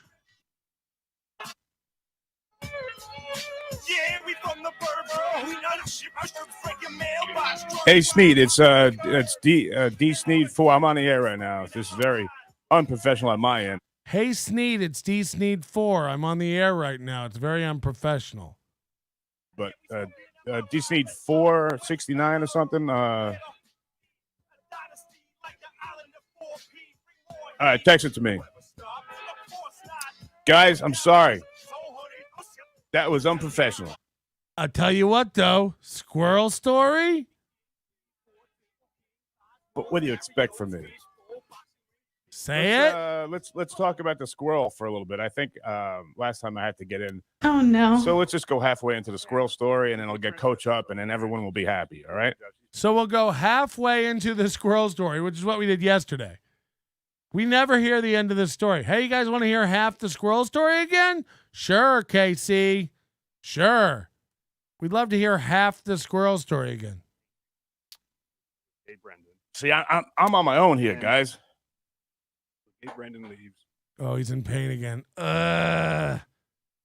Who does this? Him and Chad, right? I don't have a producer, guys. I'm on my own over here, guys. I'm on my own. This is just me. Nobody's helping me. I'm on my own. It's like we're all on our own. We're all on our own. We don't cope about it all show. Every show. every show, Chad? Guys, I don't have a producer. I'm doing this all on my own. Wow, you're hitting the same 6 sound effects out of context on your own? We had no idea. Hey, guys, he does all those sound effects that don't mean anything in the middle of things that don't apply to them on his own. Well, now it makes sense. D-Man69, are you related to D-Sneed 469? Okay, here you go. Ready to go. And the DJ Princess goes, here. Okay, now I have to tell you something. So he's talking and trying to enter a password. You're right. I think there's a password because he's looking at his phone. You can't see it. I'm zoomed in. He's looking at his phone and typing with his other hand a password and mumbling. Okay, here we go. While the squirrel story plays at low volume in the background. This is wild. The squirrel story. And that's what I had. I got to tell you, Mike. You're right. It's a password. He goes, that's what I had. He called and did password stuff on the air live. He doesn't even know to mute the microphone. Are we still going to go? He just started, Patrick. He doesn't know about mute. Maybe he's an idiot. Did you think about that? You're right. Maybe he was on the world's most popular radio show for almost 10, 15 years or whatever and didn't pick up anything. You're right. Or maybe he's dumb as fuck. My coach, I think Coach might be. When someone tells you, promise not to get mad. Coach. When someone like a squirrel tells you not to get mad. Coach might be it's not something you can promise. Hitting the head a couple times like me. I mean, that is an understatement. These are some of the dumbest guys we've ever met. I don't want to mislead anybody, Okay. so I say. Hopefully we're good there. Well, I'll try not to. Okay. Get So guys, welcome to the show. Let me get. So he's literally doing a show over an audio of him telling a squirrel story.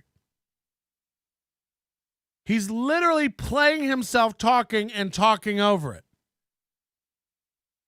Why put the squirrel story on if you're not going to shut the fuck up? I mean, just leave music on. Sorry. And how many times can you apologize to your audience? I think once makes you look like a bitch. So I won't be apologizing for any of this today. I will be removing it immediately out of embarrassment. I'm very, very happy to be here. And we can I tell. have a lot to tell you. You seem elated. Ryan Sherman's here. Hi, Ryan. And G Canada's here. And he's going to name everybody in his chat right now. And Jules David is here. I love you guys. Thank you for being here. I got a lot to tell you, and I'll get with you guys in a sec. But so that person, Jules David, whoever that is, pretending to be Mike's wife, who super chats to all the shows. Where does she get the time? She's over in Casey Armstrong's thing, you know, like. Coach should be popping in here in 1 second, because he's cleaning his glasses with his greasy thumb. He just took his glasses off, noticed they were dirty, and then rubbed his greasy thumb on it. Like, that's going to get it clean. Do you know what happens when you rub your fingers on your glasses? That's how dirty they are. That's going to get them cleaner. I've never seen anybody do that in my life. I do have to tell you. Both. He just did it to both lenses with his finger. About.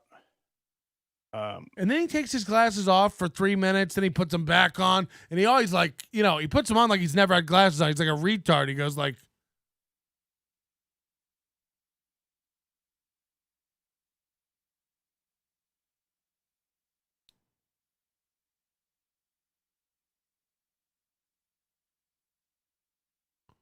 okay, guys. And then he'll fiddle with them and take them off again. It's like, do you need glasses or not? Do you need glasses or not? Some silly things that that went on, and I fell down a trap.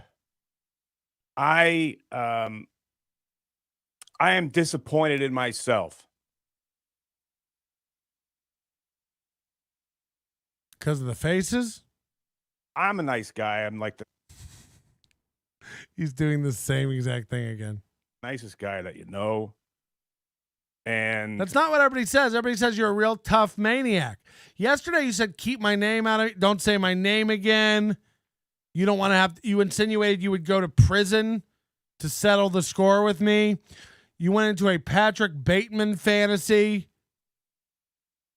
You know, it's common with all these guys, like Chad yesterday going on this fantasy about, yeah, I'm going to fly up personally to New Jersey and hire Club Soda Kenny, and we're going to go to Bob Levy's house because I won the pool bet, and we're going to get my $1,000. It's like you are not.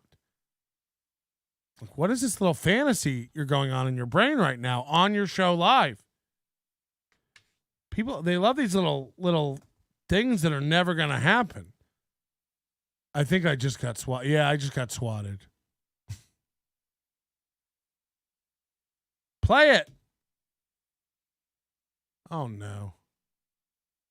Why is it not playing again?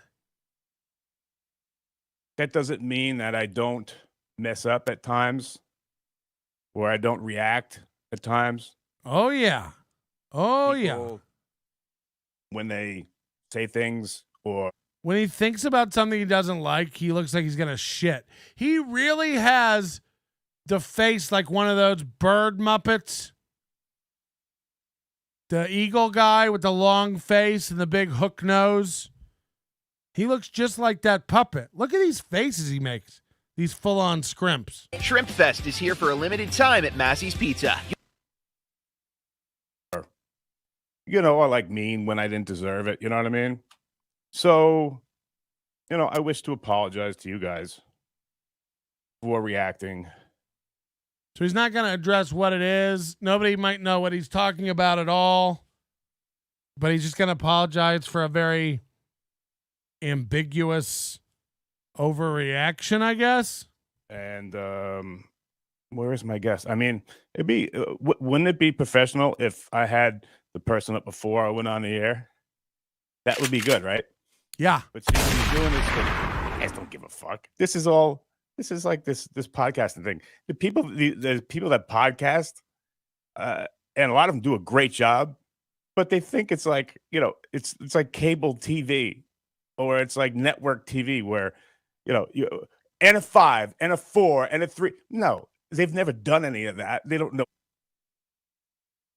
So the cope that's coming out of his mouth right now makes no logical sense if you follow it.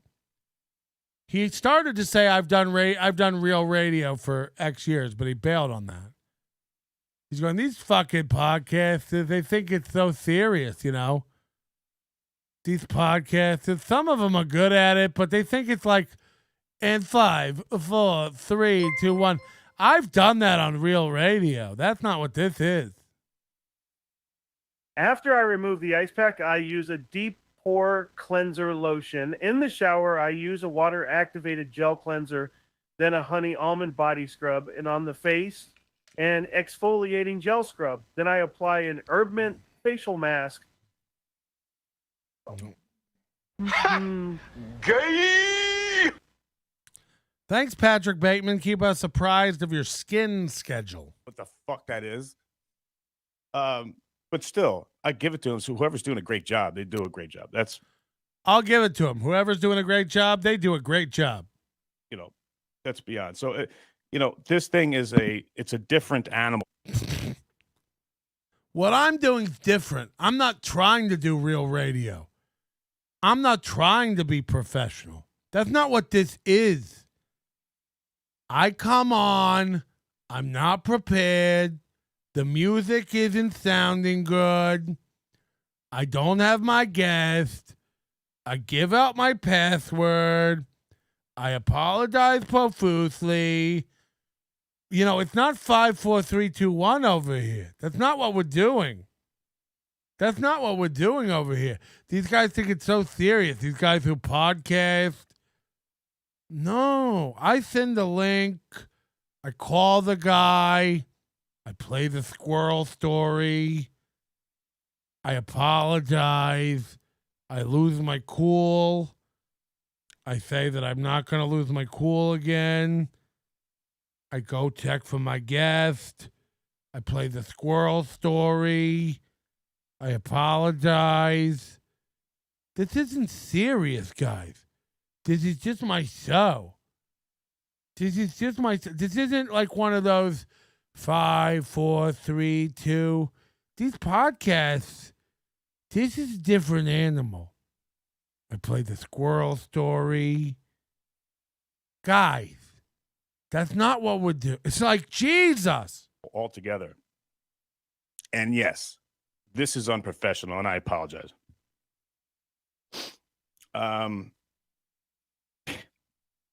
Did I not type it in again? This is wild. Did I not type it in again? Talk to yourself. He's so dumb. He really is one of these guys, like, they can't have an internal monologue. Ray's one of these guys. You've seen him a million times pick up a phone and go, Ray, don't read this out loud. The password is for... Oh, okay. Don't read it out loud. It takes him that long to, like, comprehend what's going on. These guys can't separate an inner monologue from an external monologue. They can't talk to you and think something else. I mean, this is by the way, it's one of the most necessary skills for a good comedian. I can't tell you how many times I'm telling jokes to the crowd and saying things. My brain's on something else. Lunch later. What joke do I want to end with? That girl I'm fucking is being a real bitch right now. Autopilot over here. Imagine if you weren't able to disconnect the two streams of consciousness. You'd get Ray. You'd get Chad. Chad was live on his show yesterday bragging about blackmailing the potato. Bragging about it. I told the potato, we agreed, we have an agreement. He's never going to mention me again, and I won't release all his information. That's a federal crime. You're extorting a man. It's blackmail. That's a federal crime, Chad. And you're announcing it and pounding your chest like you've won something. Yeah, so if he talks about me again, I'll release his info. It's like, then he started going, and who knows how far I can go with this. Maybe I'll reach out to WATP. Who are these podcasts? And tell Carl, if he ever mentions me again, I'll release the potatoes information. Huh? It's like, so not only are you bragging about your past crime of blackmail, you're fantasizing and telling everyone you might do more blackmail? You're a smart guy. Keep it up. Keep talking out loud and saying your plans. No, you're good. Where was I? Coach, if I weren't afraid of you, if Coach is the best guy ever, man. But, you know, when you got like a mentor and you got somebody that you've learned a lot from, you don't screw with that. Especially you don't screw with Coach Sneed. Coach Sneed is a little bit on the crazy side. Okay. Coach Sneed sounds like a fucking idiot who can't operate a computer. Worse than you, KC. Worse than you. And you're one of the dumbest guys we've ever found. You're one of the dumbest guys we've stumbled across on this thing we call the net. And for you to be a 50-year-old guy or whatever you are, you gross little worm man, you know, I bet your body looks like just burnt jerky. I bet you've tanned and worked out so much that it's all crinkled and craggly. Me, I'm smooth as butter, baby. As white and pale as butter as well. And just as soft. You put a knife right through me. You're over there, 50 years old, talking about your coach. You sound the same as Chad. You sound the same as Ray. Glory days, da, da, da, da, da, da, da, glory days. Yeah, remember when we were on Stern? That was awesome. Remember when I was in high school and had all those friends? That was crazy. You're 50.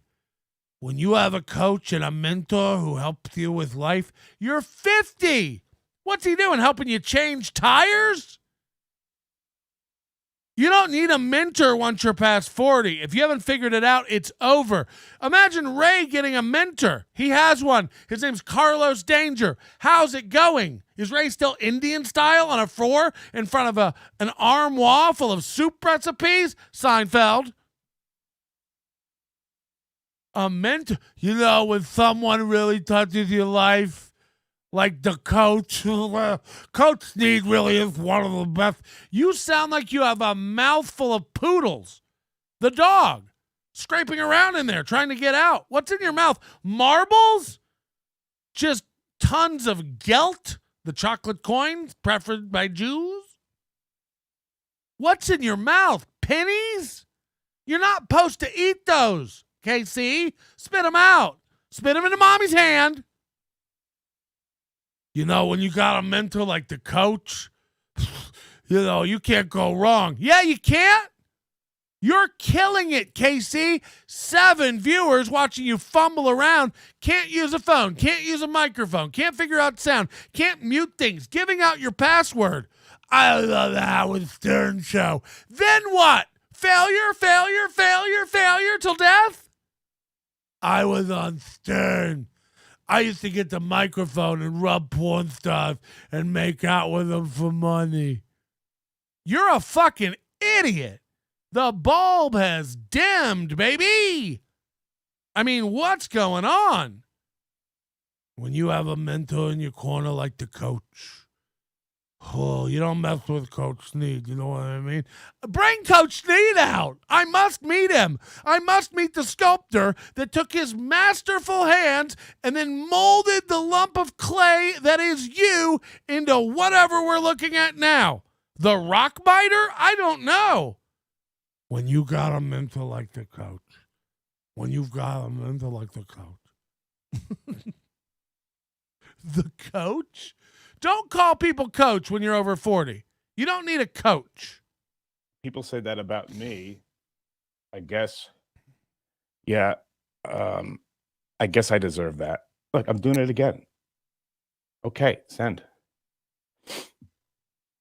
Okay, now that's all I can do, guys. This is a 50-year-old guy. I'll send it again. 14th time's the charm. Right, coach? Sorry about that. And imagine how effective the team was that this coach and this guy was on. Yeah. What was your record? I don't even know what game you played.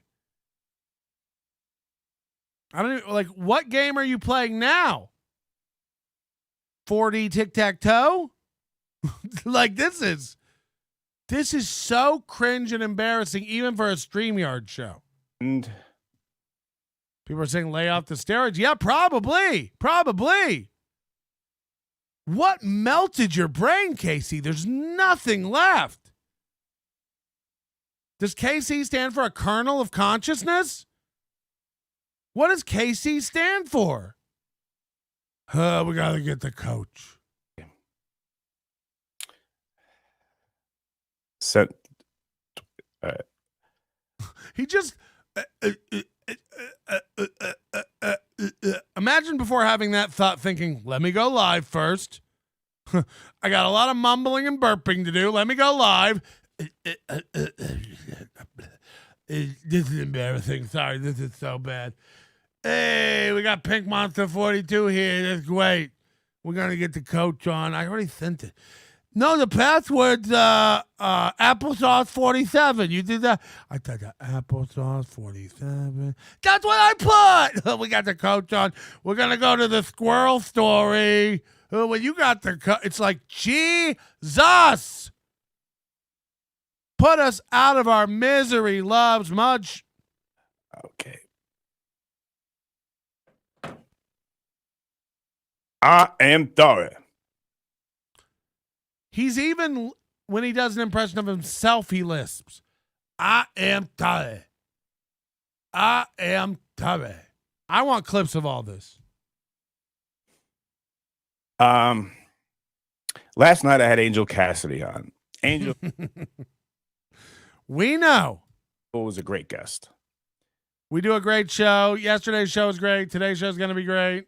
Hope that you guys enjoyed her. And before Coach comes on, because I like to hear his Glasses are going back on. He needs them now all of a sudden. He just hear what I have remember he just cleaned them with his big old fucking thumb. say too, where every once in a while you'll Watch when he puts his glasses on. He's like a kid getting glasses for the first time. He'll like have to adjust. He'll put them on and he'll go, "Whoa!" Watch yourself, and I'll say it in front of my mentor. So I want him to be here when I explain to you. So let me just go over to Kevin, Reverend Bob. Yeah, I love Reverend Bob. He's awesome. DK, this is brutal. Okay, I gotta.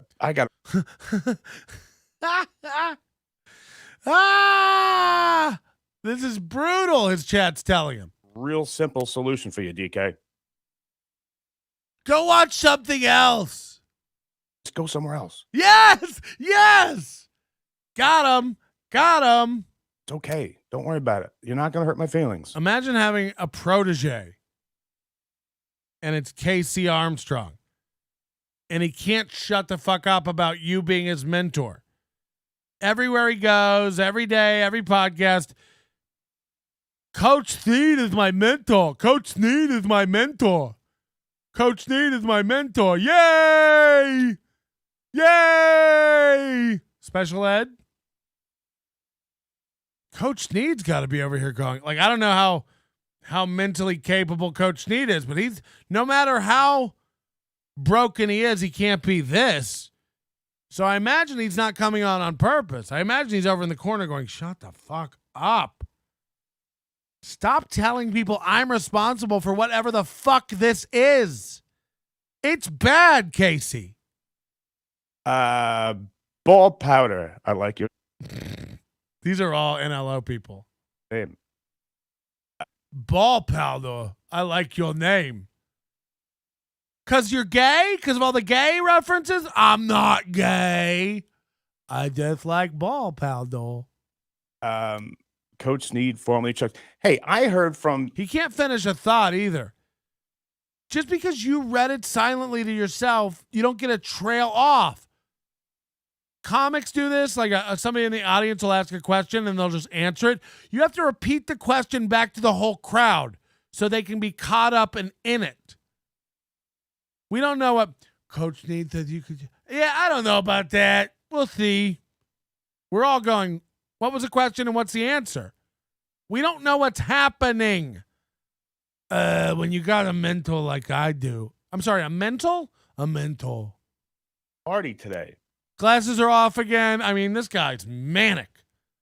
What is it? Coke? Adderall?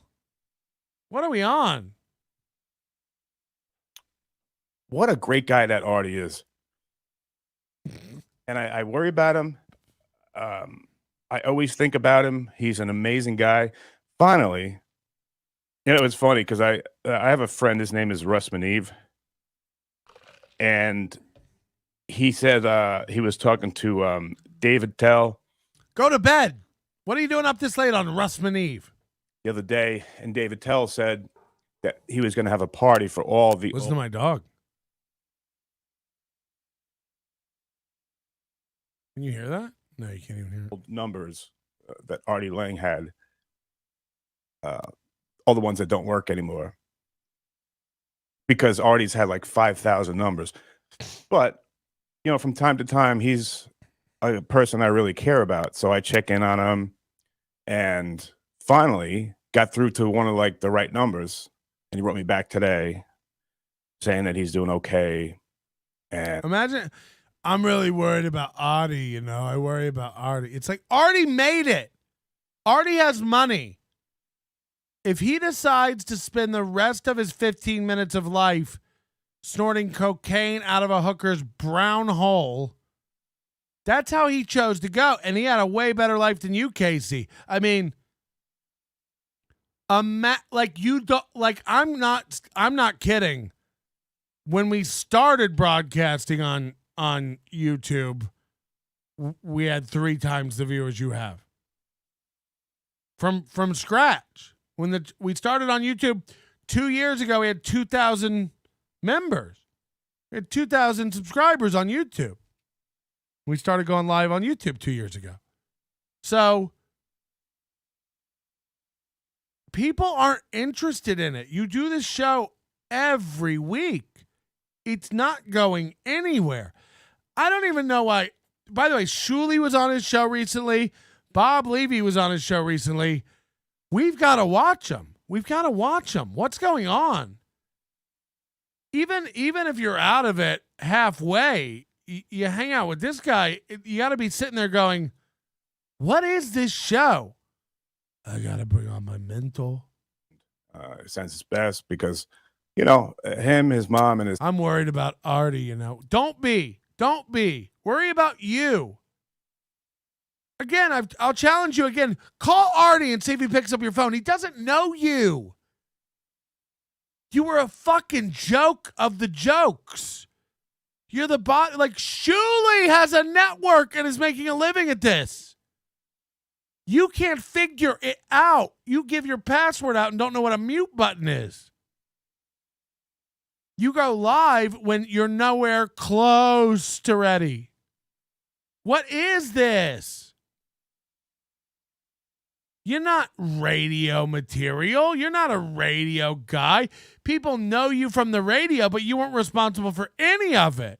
What makes you think you can pivot to doing your own radio show? I don't understand why this isn't working. Everything's the same except Howard's not here. Why are people trolling me? They're just amazing people, really terrific people that I love. And you just repeat, like, he's a very simple-minded fuck. Half cuck, simple-minded fuck. So they're good people. I think they're fine people who are good and nice people. Some of the best people. It's like, okay. And these shows are 48 minutes long. It's like, what if you didn't repeat yourself and spend 30 minutes getting a guest on? Could these be reels? Maybe you should move it to TikTok.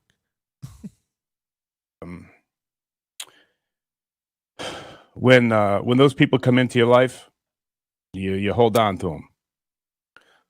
Again, call Howard. Call Artie. All this goes away. We leave you alone if you get Howard Stern to pick up your call. It will never happen. You'd rather never pick up the phone and try to call him than try and have it not go. It would break your little simple brain. Howard's not taking my calls anymore? I mean, I haven't tried since 2011, but Howard's not taking my calls anymore? No! If you can get Howard Stern on the phone, I'll drink this jar of salsa. If you can get Howard Stern on the phone, I'll dig out the trash McMuffin and eat it with a fork live on air, 2 months old. You couldn't get Howard to pick up your phone if you spoofed a call from his children's school. I miss those guys, Artie and Howie and stuff. No. Bob Levy and Shuley, I guarantee, are clowning you. This is like Levy and Steel Toe. Levy, you can't go on Steel Toe. You can't. What a bitch. Don't go on Steel Toe. What are you going to do? Sit there and riff with Aaron about news stories? Make blackface jokes? You know, because they're people that don't come in too often, just like my coach, Coach Darian Sneed. And what is going on? Nothing. Oh, that's what I got to tell him. Check your spam. Coach, That's what I got to tell him. Now, he does a show with this coach every week called Casey and the Coach. And it's just every week. You have to email him, check your spam. Every week you have to give him the password. Every week you have to Oh, it's not like Coach is calling him going, I can't get in. Hey, I'm trying to connect. I can't figure it out. No one's contacting him. He's sitting at home alone and no one's knocking on his door. And he's going, oh, I bet there's a no soliciting sign outside. That's probably it. And then he goes out front and there's not a no soliciting sign. So he goes, that's weird because I'm Casey Armstrong from the radio. Everybody knows me from the radio. I'm pretty popular. I got the show. I got to bring in the coach. It's going great. I'm going to bring in the coach. We're going to have a show. So I don't know why people aren't knocking on my door to come on my show. I better just unlock the door and leave it open. That way people can get it. Oh, they probably have the wrong address. It's like, and no one's texting like, we're looking for the party. We can't find the address. No one's asking that. No one RSVP'd. He's just going, everybody's probably lost. Daylight savings time. They're going to be here later. It's like, no, they're not coming. Again, I don't know who Angel is, but her coming on your show, lowered her stock immediately. Anybody who can come on your show to talk to 4 people, it's more embarrassing than K-Cuck. It's more like you bring 3 or 4 people onto a show to do a show for 4 other people. Get a Zoom. No, I'm not going to kill Coach. I probably got it. I'm not going to kill the coach. This ain't his fault.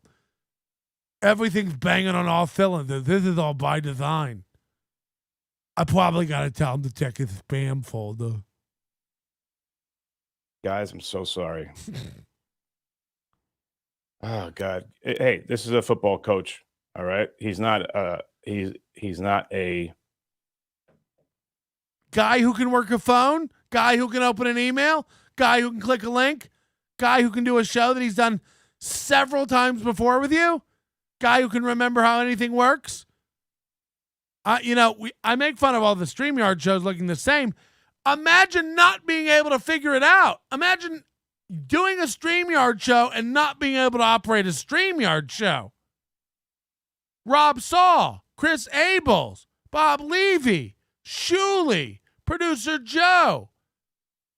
Everyone in the world of this universe of MLC. Kevin Brennan alone.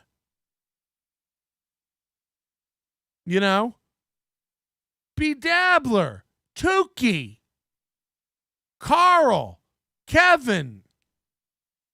All of them can operate StreamYard. It's one of the most easy pieces of software to bring idiots live. Oh, I probably got to tell him to take a sample, though. We got to figure out. Guy, he's a football coach. He doesn't know how links work. Get a new everything. Hang this up.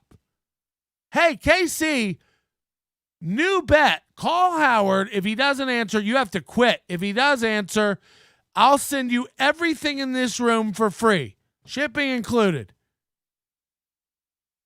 You'll take over this show. You can have my channel, my logo, my merch. It could be KC and the Onion. Nobody likes Armstrong. You can play your music over your phone in the background. Hey, guys, listen to the squirrels. He's not a podcaster, and neither am I. No shit. I'm just learning this shit. No shit. So any comments people have to say about me and my lack of knowledge, you're warranted. You got it right. I'm learning this shit. You are a rude, this terrible isn't person. Anything that I'm used to. It's all new. But how many months do you get to say that? How many months do you get to say that? You're new to podcasting, so what? Every day you can't get a hold of your guest? You're new to podcasting, so what? Every day your guest can't figure out how to come on? You're new to podcasting, so what? You give out passwords willy-nilly on the air? You're new to podcasting, so what? You don't know that music has to be piped in through the system? You're new to podcasting, so what? You can't see all the green screen artifacts that are driving everyone else crazy? You can't see that because you're new? You're new to podcasting what? So you keep bumping your mic around? You're new to podcasting what? So you keep apologizing profusely? Did you learn that from Howard? What about your mentor? Did your mentor tell you? My mentor told me to always apologize. Ah!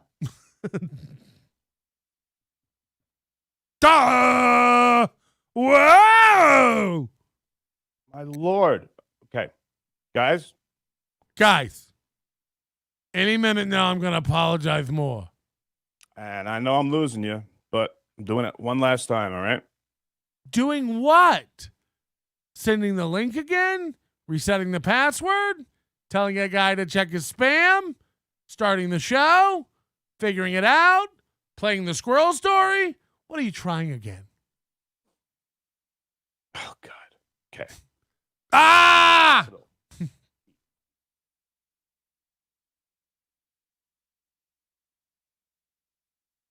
Dead air. No fucking fighting. No! You guys aren't supposed to do that. Hey, look, it's sloppy steaks, David Scarica.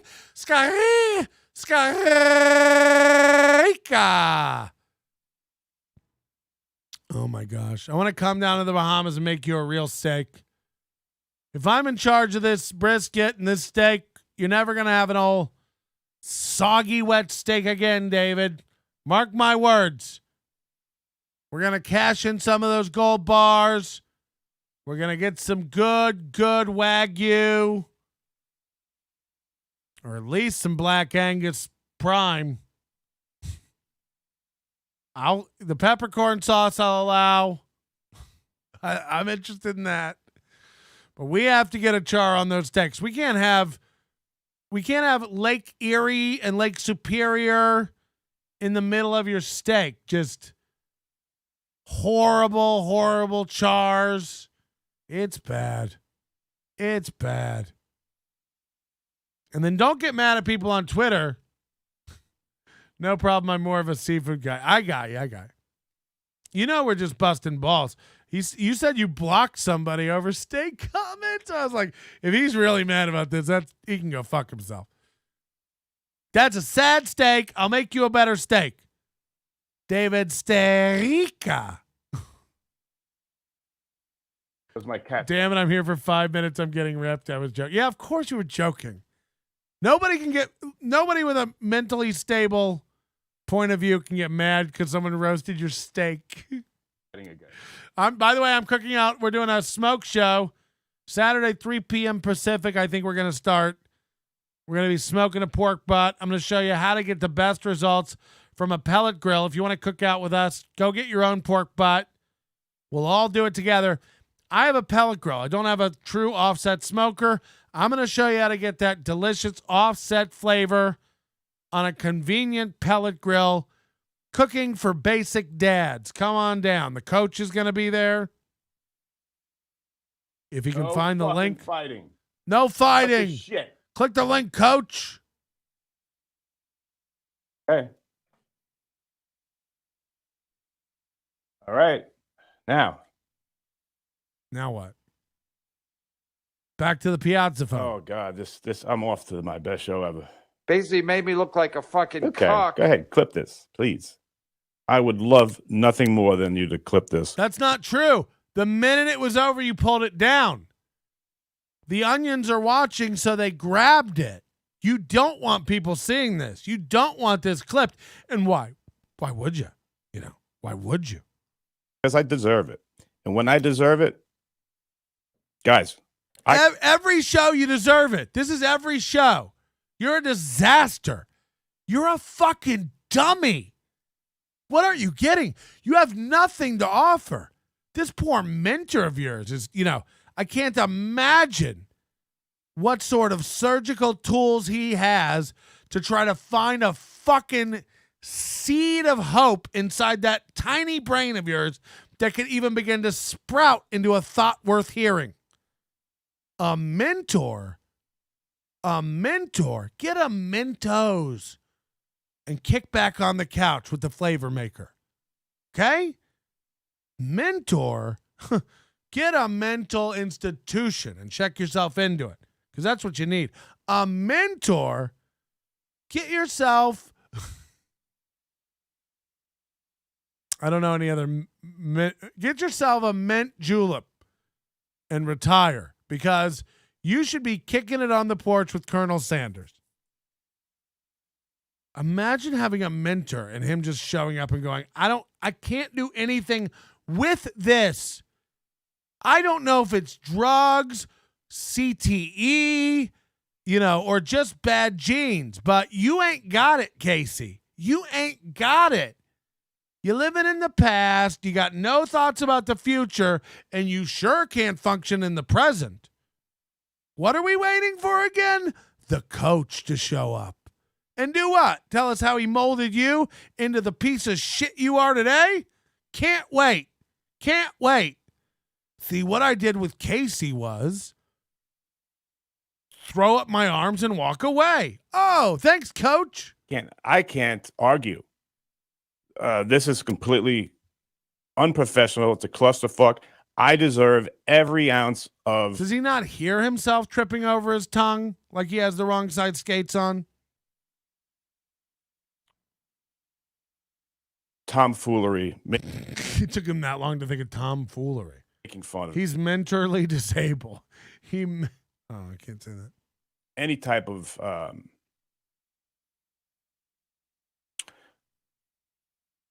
Go on. like I'm waiting for Santa Claus. Like I'm waiting for Santa Claus over here. He really is. He's a real life Chip Chipperson. He's a less articulate, real life Chip Chipperson. It's like I'm waiting for Santa Claus over here. It's like I'm waiting for Santa Claus over here. I told him to check his spam. Guys, I gotta fight. Maybe you guys can tell me a better way to do this. Maybe you guys can tell me a better way to get a hold of the guy who's my mentor. Maybe you guys know a way for maybe you guys have some sort of contact information for the coach. We don't. Because I've done it like 4 times already, and I just get on here and I'm wasting your time. I'm wasting everything. Bandwidth, time, beads of sweat, mental I'm on the air when I ability. do it, so it's just like, man, I deserve all this. This is like, I got to send this to Carl. I got to send it to Carl so he can do like, who are these podcasts? You know what? I'm not. It's not. We don't want to make fun of retards over on. They don't rip apart whatever this is over there. This is a more nuanced thing. Also, stop pretending like you want people to see it. Clip this. I deserve it. I want this to be seen and clipped. I'm going to send this over to who are these podcasts. You're not. You're going to take it down immediately because you are scared to death of the Onion seeing it and ripping it apart again. And rightfully so, because look where we're at today, baby. Oh, no. We're watching a man crumble. And correct me if I'm wrong, he does this 2 or 3 times a week. Do you think it's going to be better next time? Do you think it's going to be better next time? Do you think whenever you go live again, you're going to fire it up, it's all going to be banging? I'm sure your guest will be on. I'm sure the music will be fixed. I'm sure somehow your tongue will be out of the way. I'm sure you'll be able to connect thoughts. I'm sure your vocabulary will be intact. I'm sure you won't have to literally look up at the ceiling to think of something to say. It's like...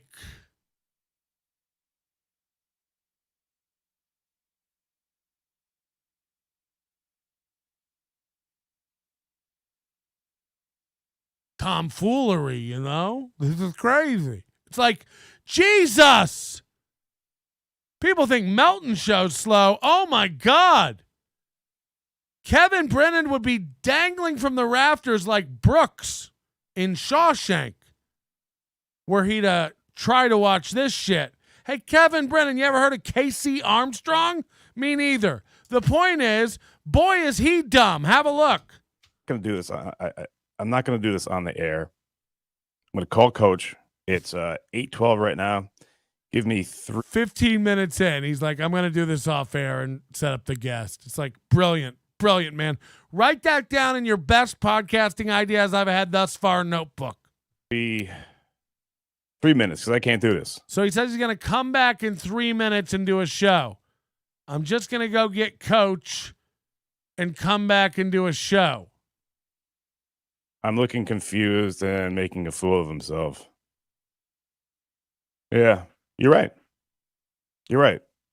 So I don't know why I have guests on. All right. Because you're half a cuck. KC. It's half the letters in cuck. You're half a cuck. You can't be cucked unless you get a guest on to cuck you. Or can you? I mean, you've done a great job of it yourself today. With your sacrifice t-shirt on. What have you sacrificed besides all mental capabilities? What have you sacrificed? Brain cells? Did you give them up to a boy who needed some? Was there an operation I'm not aware of where they went into your amygdala and just slowly started plucking out parts they didn't need? And then what was left was whatever NPC we have left before us today, just sitting there going, it's like I'm waiting for Santa Claus or something. Yeah, it's like you're waiting for Santa Claus, only when he comes, he's not going to bring presents. He's going to bring more confusion and bullshit. Your mentor? We're not interested. It's like if a homeless guy came up to my car and said, you know, you could be here if you worked hard for 2 years. I could be where? Outside of my car begging for change on the side of the road? Sign me up. Do you have a card? Imagine watching this guy and then going, I got to meet the mentor who made this. And if there's ever been an advertisement to not be a Christian, it's this. This guy's a Christian. This guy's saved. Jesus saved this guy. I don't want to be in heaven anymore. Take me to the lake. Take me to the deep down, to the underground, to the underworld, to the what do they call it? The upside down. I'll take my chances with the down in Mordor with the guy with the teeth. I mean, if Casey goes to heaven, I'm not interested unless I can be in a different wing. He's walking around heaven. So this is heaven, huh? I feel like we're not even alive anymore. Where's Coach? He's standing at the gates of heaven. I'm supposed to be able to get in. I don't know. Did you get the link? D-Man 469. D. Sneedman.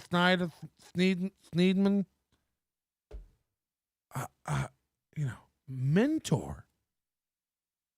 It'd be like a homeless guy living in a cardboard box house he built and advertising on his podcast that he can't wait to get the guy who developed the plans down on to talk about it. It's like, we don't need to see who's responsible for this. If this is what he created, he's fired. We're going to have to let him go. You know what? Fuck it. I'll just do the show, and if he shows up, good. So he was going to talk with the coach about how he made a mistake addressing NLO and being angry and reactive. But he said, I'm going to wait till I have Coach on so Coach can help me, mentor me through my mental illness, my angry, reactive self. And then he's like, fuck yeah, I can't get a hold of Coach. Then he goes, oh, I need 3 minutes. I'll get Coach off the air, and then we'll come on and do the show, which he should have done in the first place. Then he says, no, never mind. I'll just do the show myself. And then he thinks about that for 10 seconds, what it would be like to have to talk on his own. Because if you go watch the Angel interview, she never shuts the fuck up about horse shit, and he just stands there in awe. Uh-huh. So he just told you he's going to do the show himself without Coach. By the way, that's a big fuck you to Coach who's waiting to come on. You know, how unorganized either way. If Coach is trying to come on this show and you're not helping him, no one's helping him, it's fucked up. But then if you just go, fuck Coach, I'll do it on my own. Coach is watching this going, okay, I guess. Like, what's happening? So he just announced he's going to do it on his own.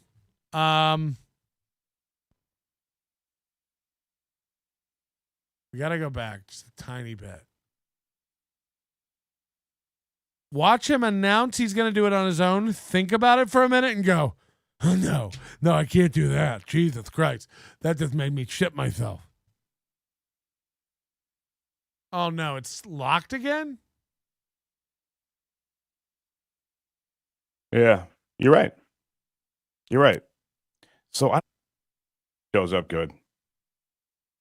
Let me start with. Hold on, we got to go back. Yeah, you're right. You're right.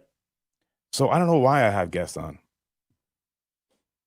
All right, you know what? Fuck it. I'll just do the show, and if he shows up, good. One. Let me start with what happened yesterday. So I had Angel Cassidy on. Actually, you know what? I'm going to take 3 minutes here. If you don't come back, fine. Come back and watch it later. And that's it. He cuts the stream. He never comes back on. Not 3 minutes later, not 30 minutes later, not 3 hours later. He never posts about it. He removes this video immediately. He acts tough there at the end. If you don't come back and watch it, then watch it later. Who gives a shit? Who cares what you do? He never comes back. He deletes the video immediately. And that's the end of Casey Armstrong yesterday. So this guy, I mean, he goes live with no plan. Like I said, I came in here 4 hours ago. I don't feel good. I'm tired. You just got to do it, baby boy. You just got to do it. It's got to be done. No one else is going to talk. You got to talk. He goes live every time without a plan. He can never get a hold of his desks. Apparently, KC had a multi-million-dollar contract with WRNW1 for an evening show Monday to Friday. I don't know if the contract was ever finalized. Look, I just saw that in our Discord pop up. I'm just going to say this very proudly and confidently. There's no fucking way. There's no fucking way this guy doing a Monday through Friday show at a specified time, nonetheless. This was a mental breakdown of all sorts. We'll get Coach on. Never mind, I'll do it myself. I don't even know why I have guests on. I'm sorry. This is bad. This is bad. I made a mistake yesterday overreacting. It's like yesterday was like, I'm sorry I called you a fat fuck, but you are a fat fuck. I hope we can be friends, but never say my name again. I'm going to kill you on the 31st floor. It's like, what's going on? Go pet your cat, gay guy. You fucking half-cuck bitch. God, guys with cats are fucked up. It's just true. Guys with cats are fucked. Don't have cats as a man. It's not good for you. The toxoplasmosis is eating away your brain, making you soft. Do you think this guy ever goes live again and doesn't think about what we're doing? Casey, we're making you better. We're making you stronger. We're going to watch. We're going to catch every fumble. You should have had a coach on there because, boy, could you learn some new plays. Boy, could you learn some new plays. WRNW didn't pay Casey anything. Their business model is to charge people to be interviewed and promote their products. He paid to be on air like Aaron Emholt did back in the day. Got him. Confirmed.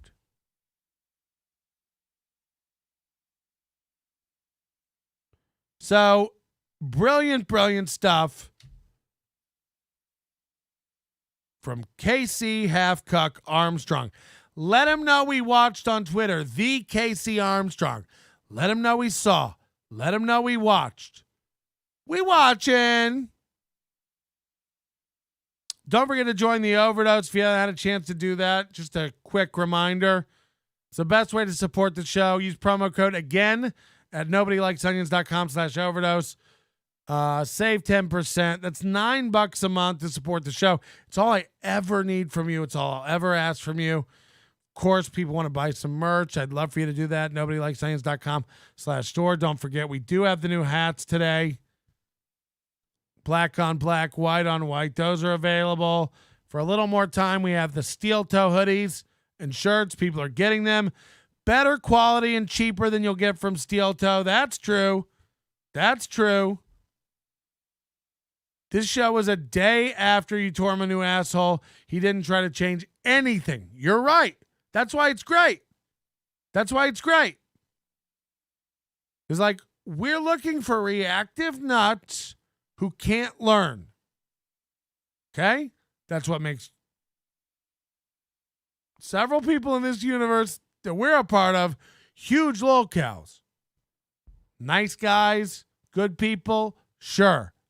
Huge locals. Also, a reminder today, we're doing the P.O. Box stuff. We'd love for you to ship some stuff to the P.O. Box. NobodyLikesOnions.com.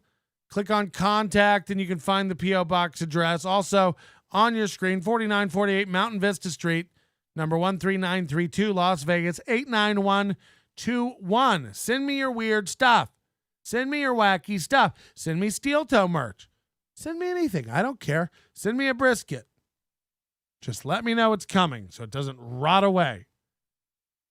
Casey Armstrong is finding out who Patrick Melton is. Stop being so mean, Melton. I can't help it. My name is Melton, and I'm a mean guy. And that's your morning. Your manner is most unbecoming of a gentleman. Would you be high on cigarettes?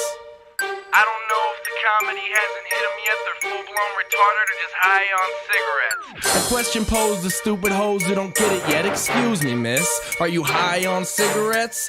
I don't know if the comedy hasn't hit them yet. They're full-blown retarded or just high on cigarettes. All the laughter that you dig, boy, if you listen to the show, boy. Patrick Melton faces have you stacking that low point. It's the low point, not the reason. The reason is fucking gold. Gonna make the taco pony party be a party of soul. Gonna make you vandalize a van with a pedal sticker so bold. The family probably get arrested before they get down the road.